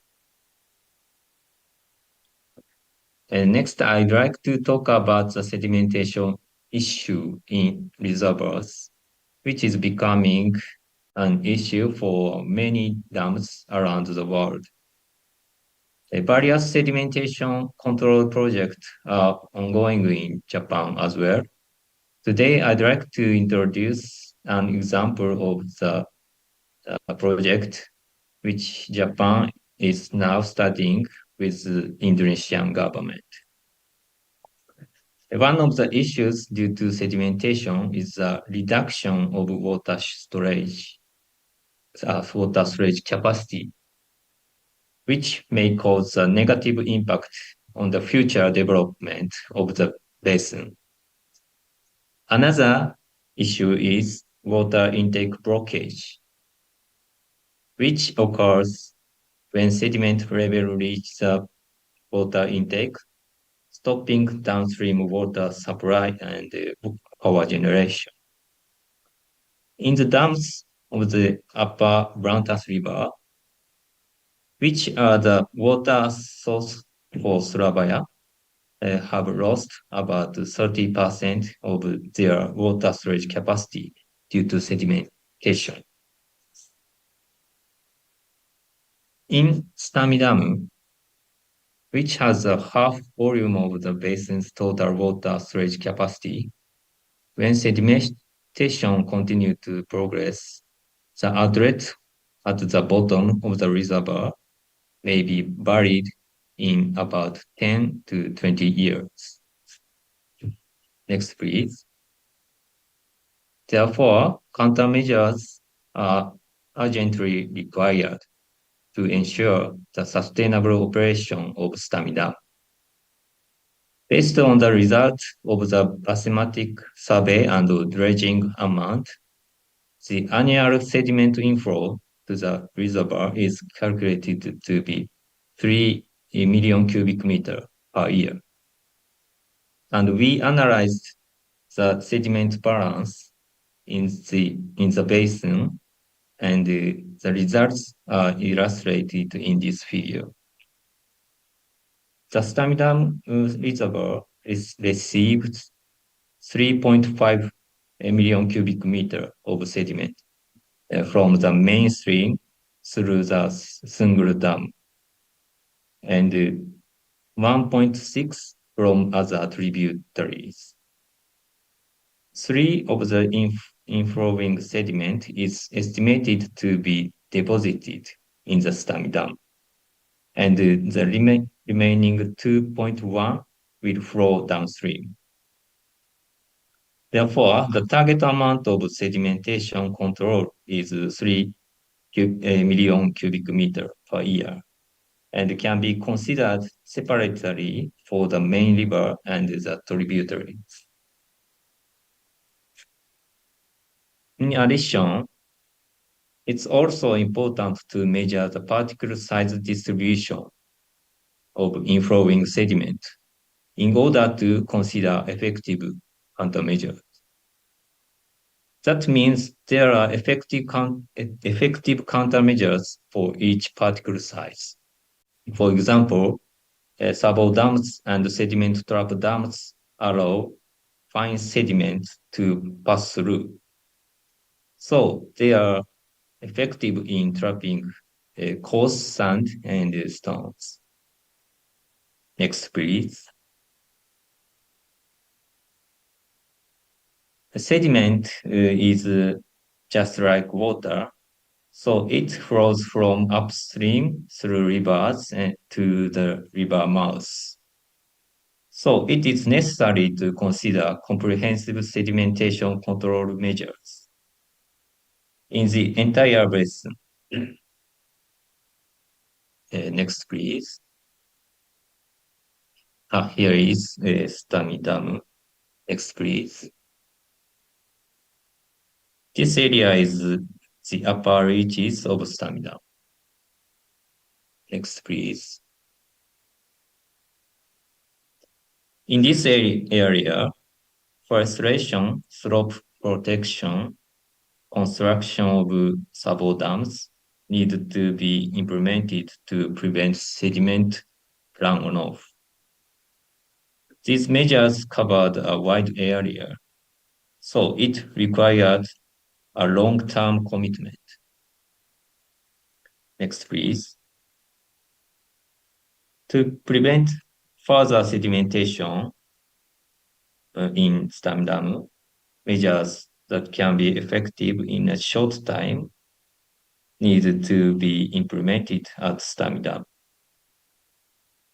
Since there is a large amount of sediment flowing into the reservoir, it is difficult to address sustainably with dredging alone. So combination of other methods, such as sediment bypassing, is considered necessary. Next, please. There are several dams downstream of Stamidam. So discharging sediment downstream from Stamidam could affect those dams. Next, please. Therefore, when sediment is discharged downstream from Stamidam, cooperative operation should also be considered, such as opening the gate of the downstream dams to avoid sediment accumulation. Next, please. Measures to prevent erosion in upstream area take a long time to be effective, but it's necessary to reduce sediment production amount. On the other hand, measures implemented at dam reservoir aim to be effective in a short time. These measures need to be combined and addressed comprehensively. Currently, the feasibility study for the sedimentation control project on the Brantas River is being implemented. In addition, Japan Water Agency is conducting studies on water resources issues in other countries, focusing on dam upgrade projects. Next, please. This is my summary. So if you have any questions, please feel free to contact me at any time. Thank you. Next, please. Thank you today.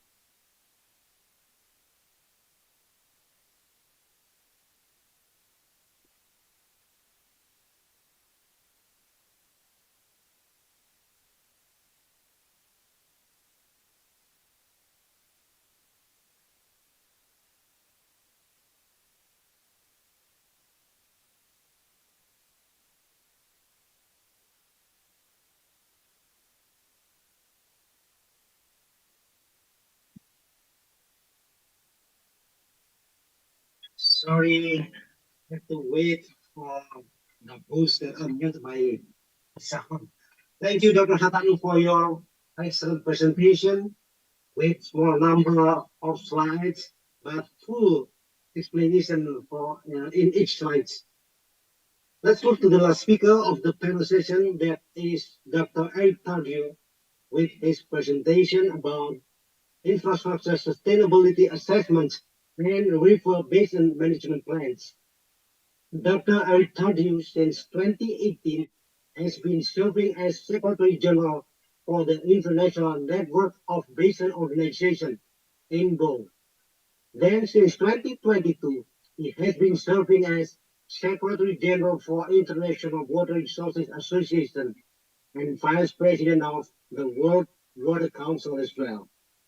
Without further ado, we will turn the time over to Dr. Eric Tardieu. Dr. Eric, please.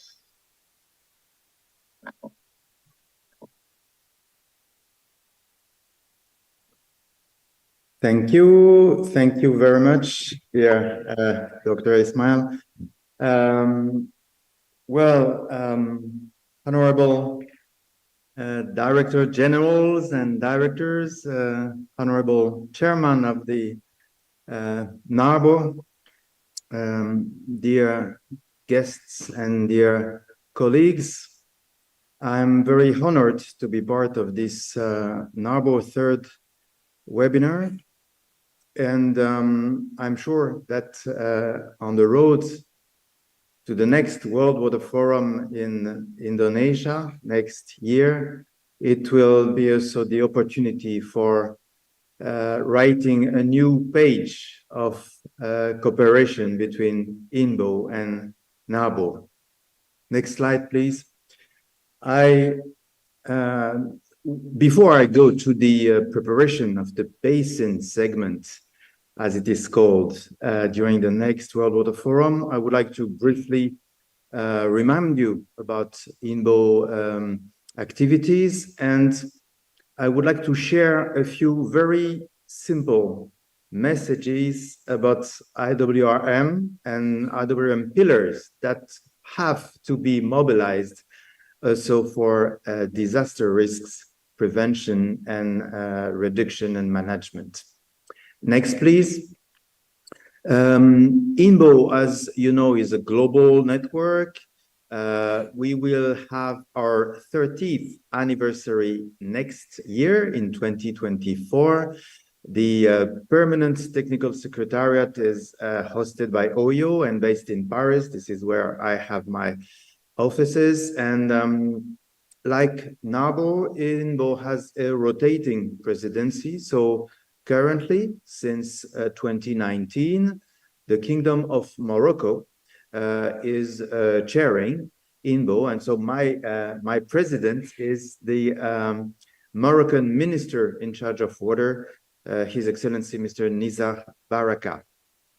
We have around 200 members from 90 countries. So it's a family network, as you can see, with a very unique and clear raison d'etre is to promote and to better organize IWRM at basin scale, including at transboundaries level. So as you can see, our values, our principles are very close to those of NARBO. Next slide shows you the regional networks that are active in their different regions. So not talking about NARBO today, of course, but Central Asia is covered, Europe, Mediterranean region, Africa, very active African network there, Northern America networks, and Latin America. And each of these networks have, of course, their own adapted and regional activities. Next slide, please. You are aware, of course, of the main pillars and principles of IWRM at basin levels, and thank you to many of the previous speakers that have reminded us about these pillars. IWRM has to address a very complex situation in terms of water resources allocation and management in a complex context under an increased pressure of climate change and with many different uses that we need to fulfill.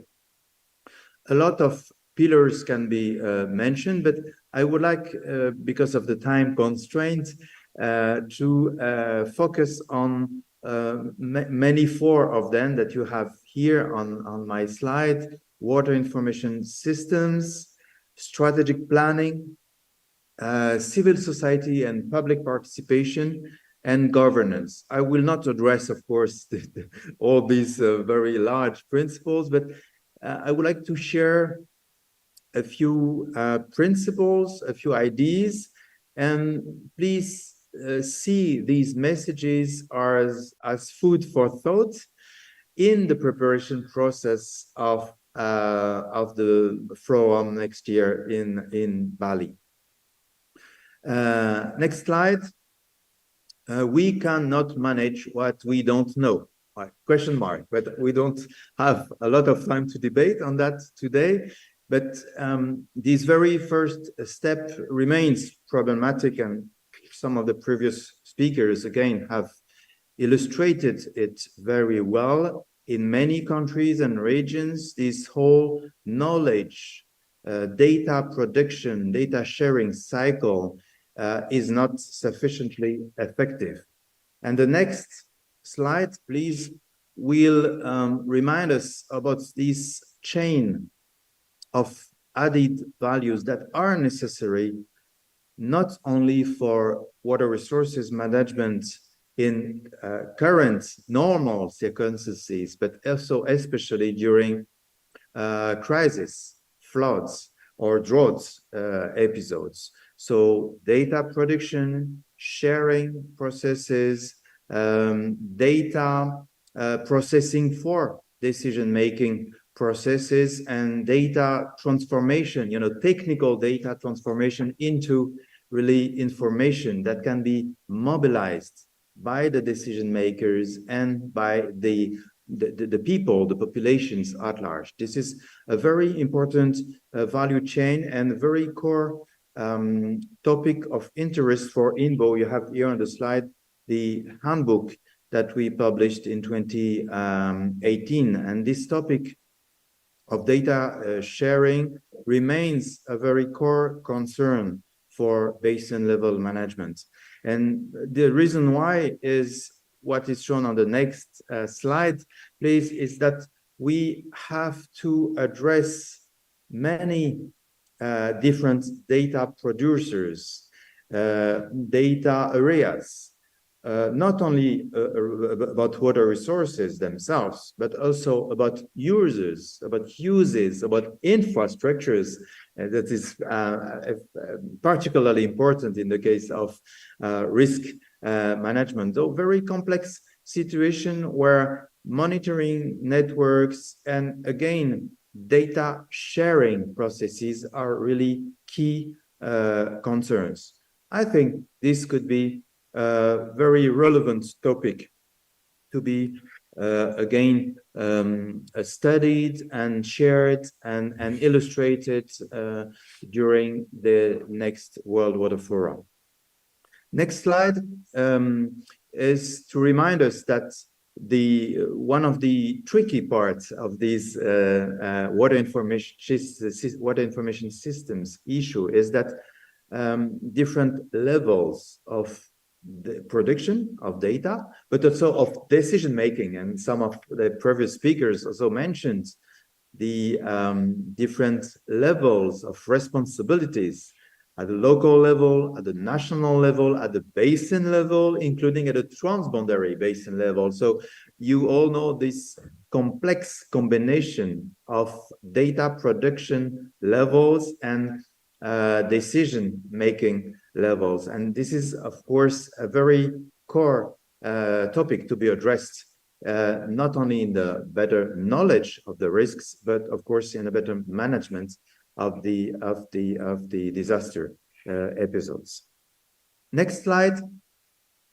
Another message that I would like to share, but again, this message echoes very well what some of the previous speakers already explained today. We don't want to reinvent the wheel, that's for sure, but we know that we can rethink new combinations of gray and green infrastructures. These new combinations are the answer to especially risk reduction and disaster management. Next slide shows the knowledge that we have at the global level and in your region, in Asia Pacific, of course, about all the different possibilities of nature-based solutions or green infrastructures or alternative solutions, whatever you name it, you name them. And in agricultural context, in forestry context, in urban context, we have different types of possibilities. And so the technical solutions are, I think, well known now, but they are not enough disseminated, not enough included, for example, in the urban policy, urban design policies. And we know that we need to further disseminate these solutions, and this should be part of our joint efforts. And this is not easy. The next slide shows how difficult it is. Excusez-moi. Sorry for the noise. Vous pouvez fermer la porte, s'il vous plaît? Sorry for the disturbance. We know that even in the cases of very strong, very ambitious public policies, here is a French article explaining the difficulties experienced in China last summer. We know that technical solutions, including green infrastructures, will never be completely able to answer to every situation. This is something rather cruel, but we know that we have to face this very extended range of disaster possibilities. And that's the reason why, next slide, please, we need to involve the people, the population. We need a stronger risk culture among the exposed populations. This, again, has been explained by the previous speakers, but this is a strong message that I wanted to share with you today. Next slide, please. Is to show only the examples, you know, of Paris, the region of Paris that has been experiencing flood episodes. This is here the case of 2018, and here are examples of, you know, publications addressing the public at large in order to explain to them what is happening, what are the public agencies doing, how they are working on the management of the flood event. And there are also this possibility of videos to explain how the new design, urban designs can be implemented. Next slide. At the end of the day, this is a very common situation. We have a lot of other examples. Here's the example of Paris with, you know, all these schemes with the risk zones. And as you can see, Paris, as many other big cities, especially in Asia, has a very high exposition to the risks. But let's move to my last part. Next slide, please. I would like to tell you about the preparation of the basin segment. The basin segment has been confirmed thanks to our Indonesian colleagues, and it will take place during the 10th World Water Forum in May in Bali. And as you may know, next slide, INBO is in charge of the coordination of the preparation of this segment. Next slide, please. And we signed a memorandum of understanding in last July with the Indonesian government and the World Water Council. And in the center of the picture here, you can see His Excellency Nizar Baraka. So he's the Moroccan Minister of Water, and he's my president. Next slide. What do we want to find? What is our proposal for this basin segment? First objective, we would like to organize a basin segment day. It has to be integrated into the political process. I think this is really important that we deliver, we as basin organizations, as basin management experts, deliver a message that can be included in the ministerial declaration, for example. Of course, we need the basin segment to be fully connected with the thematic process. And today, this topic of disaster risk reduction and management is, of course, one of the very interesting topics that will be able to feed this basin segment. And we want the basin segment to be connected with the different regional processes in the Asia-Pacific region, but also in the Mediterranean region. They have engaged into this region process, and Africa and Americas. Next slide. We want also to adopt, we don't know about the exact vocabulary right now, but let's call it for today, a Bali Basin Action Agenda. For us as INBO, this is a continuity of the last World Water Forum that took place 2 years ago in Dakar, where we adopted the Dakar Action Plan for Rivers and Lakes with main principles. And now is important to further mobilize various supporters or basin champions. And of course, NARBO is one of these great champions. And we would like to announce the launch of a World Basin Twinning Program during the forum. Next slide. What could it be? This is something that NARBO can understand very well, I think, because you have this tradition of benchmarking programs and peer-to-peer exchanges. So the objective is really to develop IWRM good practices at the basin level by focusing on capacity building between basin organizations themselves. So we want to promote twinning alliances, peer-to-peer exchanges, benchmarking programs, whatever their names will be, with a specific support of the program. And we want to involve north-south twinnings, south-south twinning, north-north twinning possibilities. So this is the current intense work that INBO is mobilized on in order to design this program. And of course, I've been very happy to see that Chairman Iman Santoso at the beginning of our meeting mentioned this possibility of cooperation between NARBO and INBO, especially on the implementation of this program. Next slide. Just to conclude with the next World General Assembly of INBO, it will take place in France because France is taking over the presidency after Morocco in October in Bordeaux. And you have here on your screen a few the first taste of the topics that will be addressed during this World General Assembly.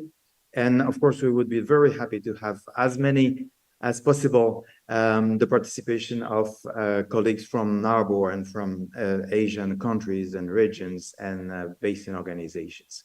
So let me stop here. Thank you very much for your attention. And as Dr. Iman mentioned, we will have other steps of preparation of the next World Water Forum. And I'm very excited in this in the coming weeks and months. Thank you very much for your attention. Thank you, Dr. Eric, for your great presentation, as well as very comprehensive information about INBO, the National Network of Basin Organization. I hope our participants have enjoyed both amazing materials from all speakers. Now we have question and answer session. Let's take some questions.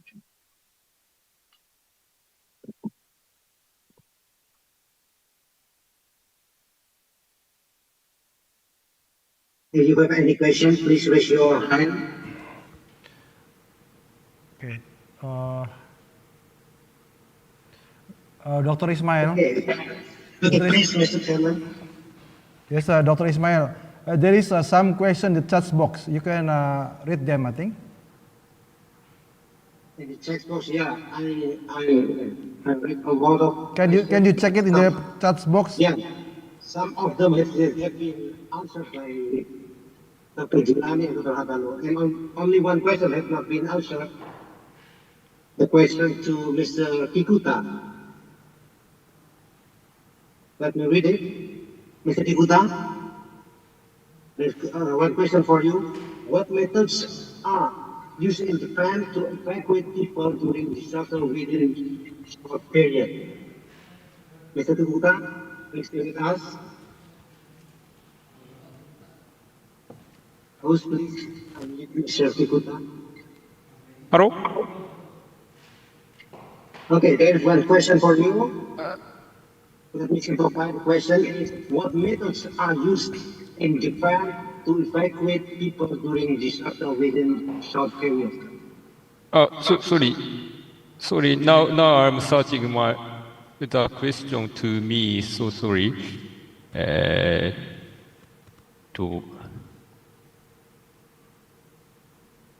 What approach of the methods that you used in Japan to have a short period of time for evacuation during disaster incident, right? Yes, exactly. This question? Yeah, okay.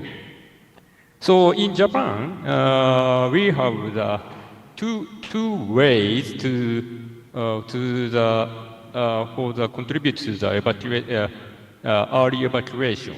So one is the real time hydrological data is distributed to the internet or the broadcasting company. So we can every 1 minute or 2 minutes, and for the water level gauge, every 10 minutes we can get the latest information everywhere by using the smartphone.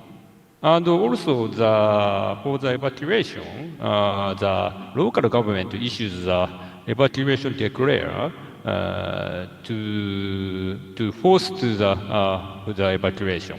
This two methods is it's a very how to say the conventional way, and and we can also utilize the direct message to the smartphone by using the smart to the by utilizing the cooperation between the central and local government to the telecommunication company. And yeah, it's a very conventional way. But I would like to emphasize for the evacuation to contribute to the smooth evacuation. So now we are try to promote the early release from the dam. It's also utilizing the technology of the meteorological observation and the estimation. We just before coming the heavy rain or the typhoon in Japan the typhoon hit the around 5 to 10 times in 1 year every year. So we also estimate the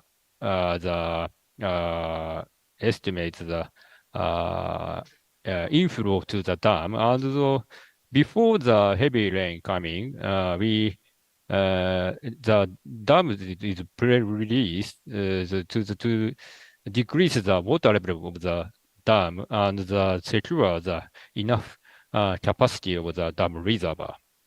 And the important thing is to conduct such kind of the pre-release of the dam. The capacity of the discharge tunnel is also important. So that's why we are now installing the flood emergency release gate, or the upgrading such kind of the discharge gate to decrease the water level as soon as possible. And also I understand that in Indonesia, PPR also conducting such kind of the policy to the early release of the dams. Thank you very much.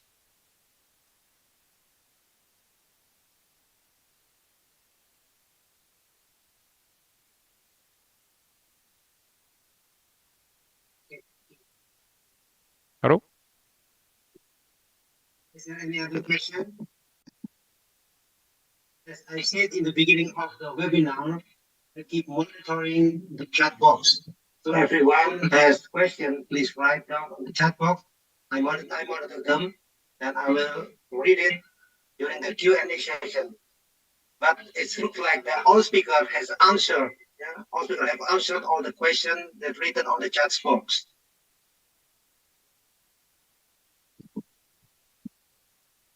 Is there any question for the last two speakers?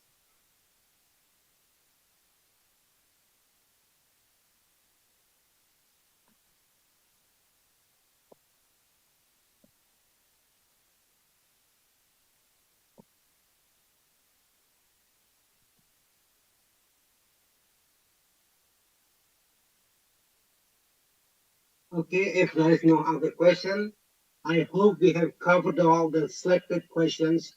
Thank you for your participation. Unfortunately, we have to end the session. Ladies and gentlemen, we have just completed 2 panel sessions. Thank you again to all speakers for your great presentation and answering all questions. Let me wrap up our discussion today with 2 sentences that water security can be improved by utilizing various type of tools, structural and non-structural development, and installing some of the latest technology. The challenge is how to maintain their sustainability in achieving the final goal. Ladies and gentlemen, I have just finished my duties as a moderator. Thank you for your attention.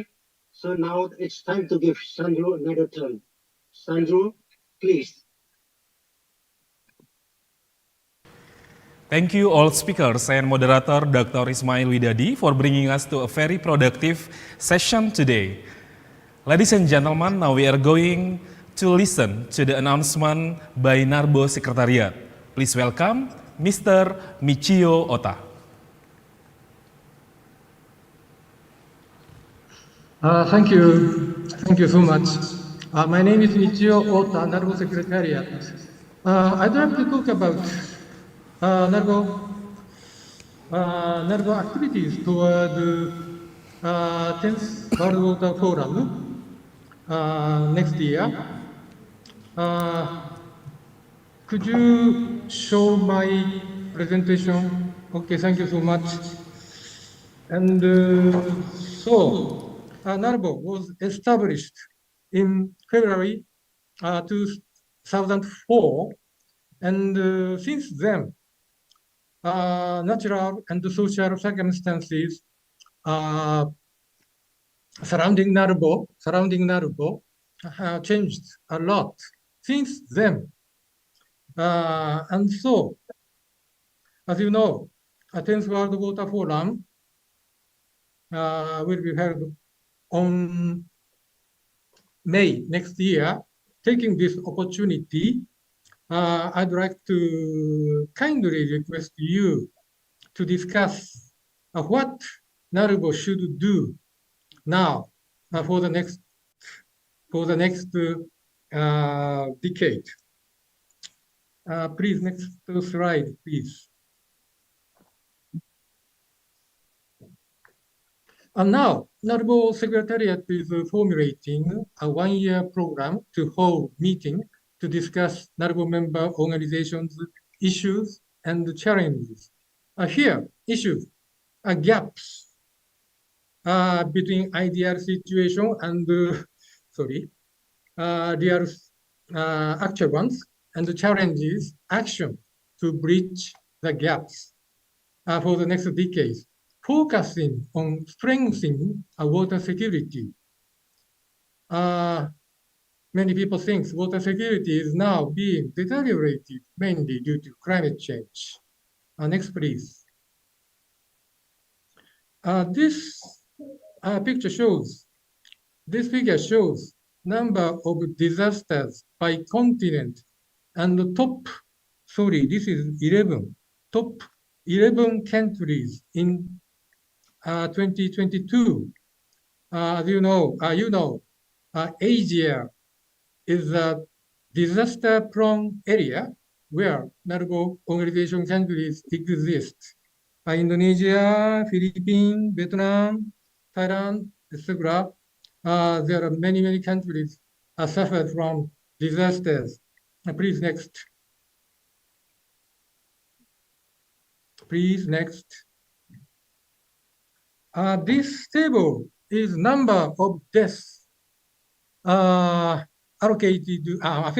affected people, economic loss. And table 2 is a top 10 death toll affected people and economic loss by country. Please attention to yellow colored cell. These are which are water-related disasters. Next, please. Now, this figure shows a structure of the World Water Forum 10. There are 3 pillars: process, political process, thematic process, and regional process under the main theme, water for shared prosperity. And so, NARBO Secretariat plan to hold a NARBO session in sub-theme 3, disaster risk reduction and management, and topic D, World Water Forum 10. Please, next.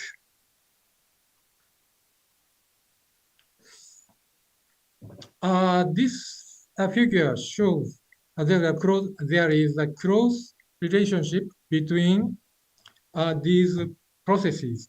Next, please.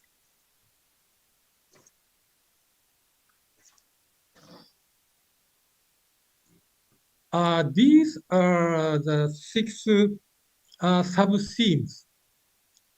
And we select, NARBO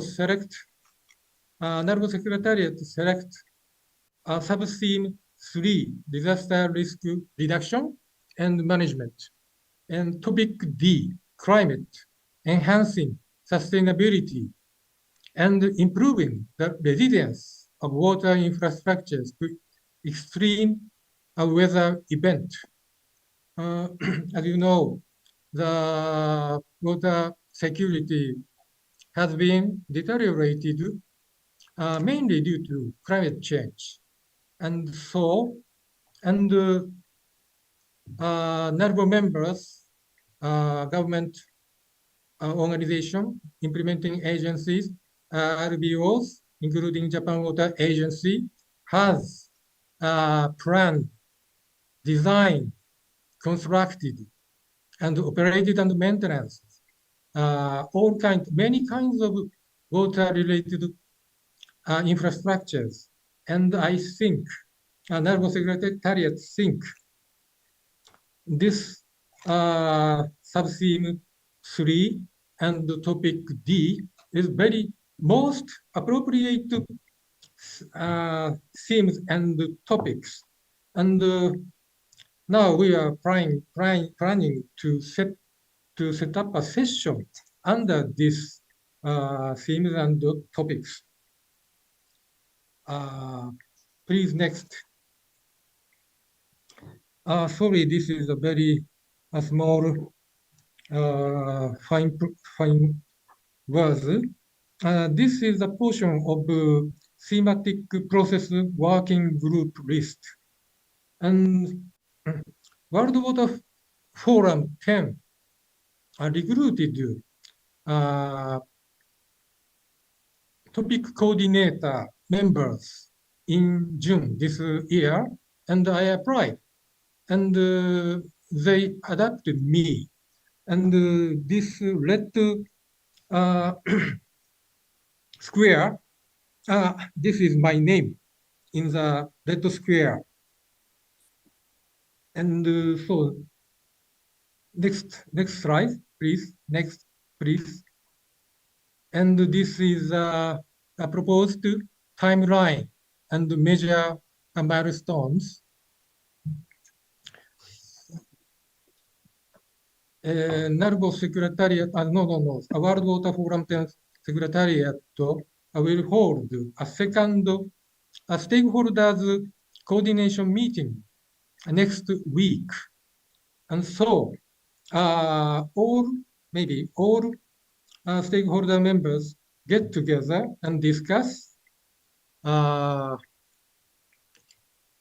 contents and plans of the sessions, every sessions, and assumed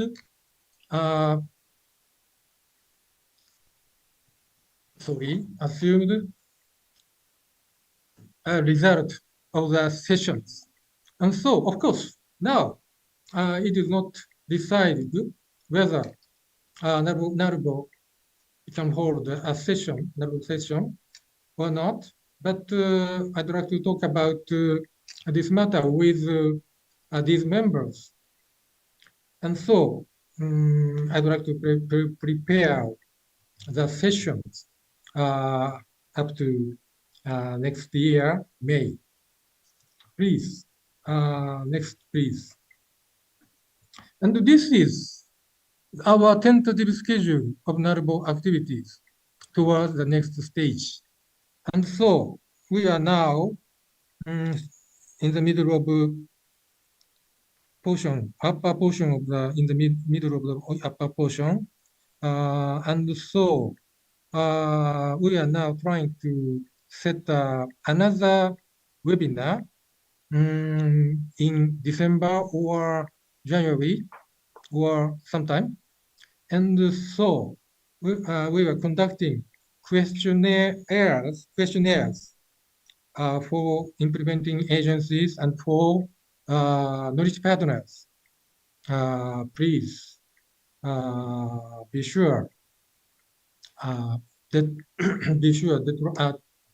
to meet the deadline, and so I would highly appreciate it. I would highly appreciate that you all implementing agencies and knowledge partners would contribute to NARBO activities for creating content-rich NARBO sessions for next stages. Thank you so much.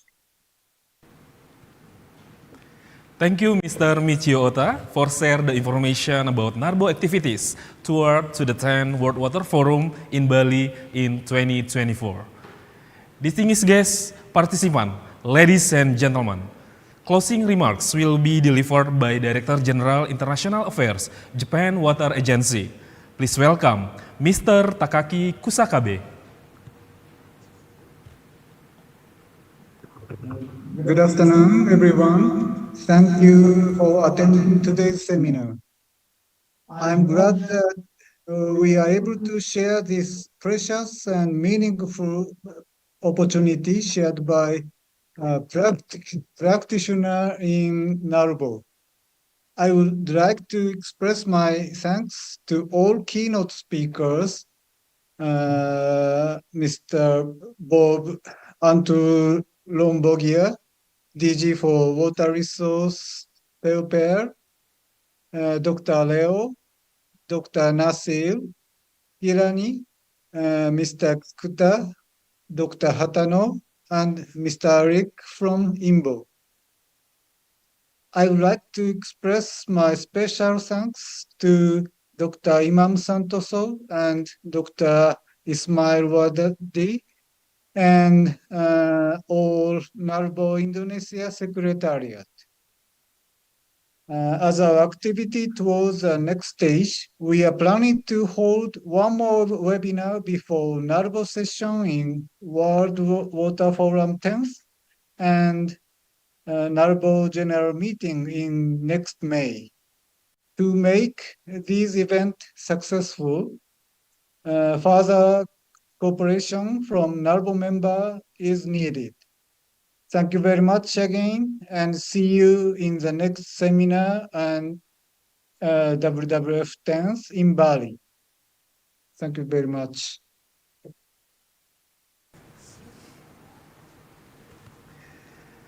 Thank you for the closing remarks, Mr. Takaki Kusakabe. Ladies and gentlemen, we have had productive and inspiring time together. I hope you have found the presentation on this webinar are informative and helpful. On behalf of NARBO Secretariat, we would like to say thank you for your active participation today. I'm Sandro signing off. Wassalamualaikum warahmatullahi wabarakatuh. Good afternoon.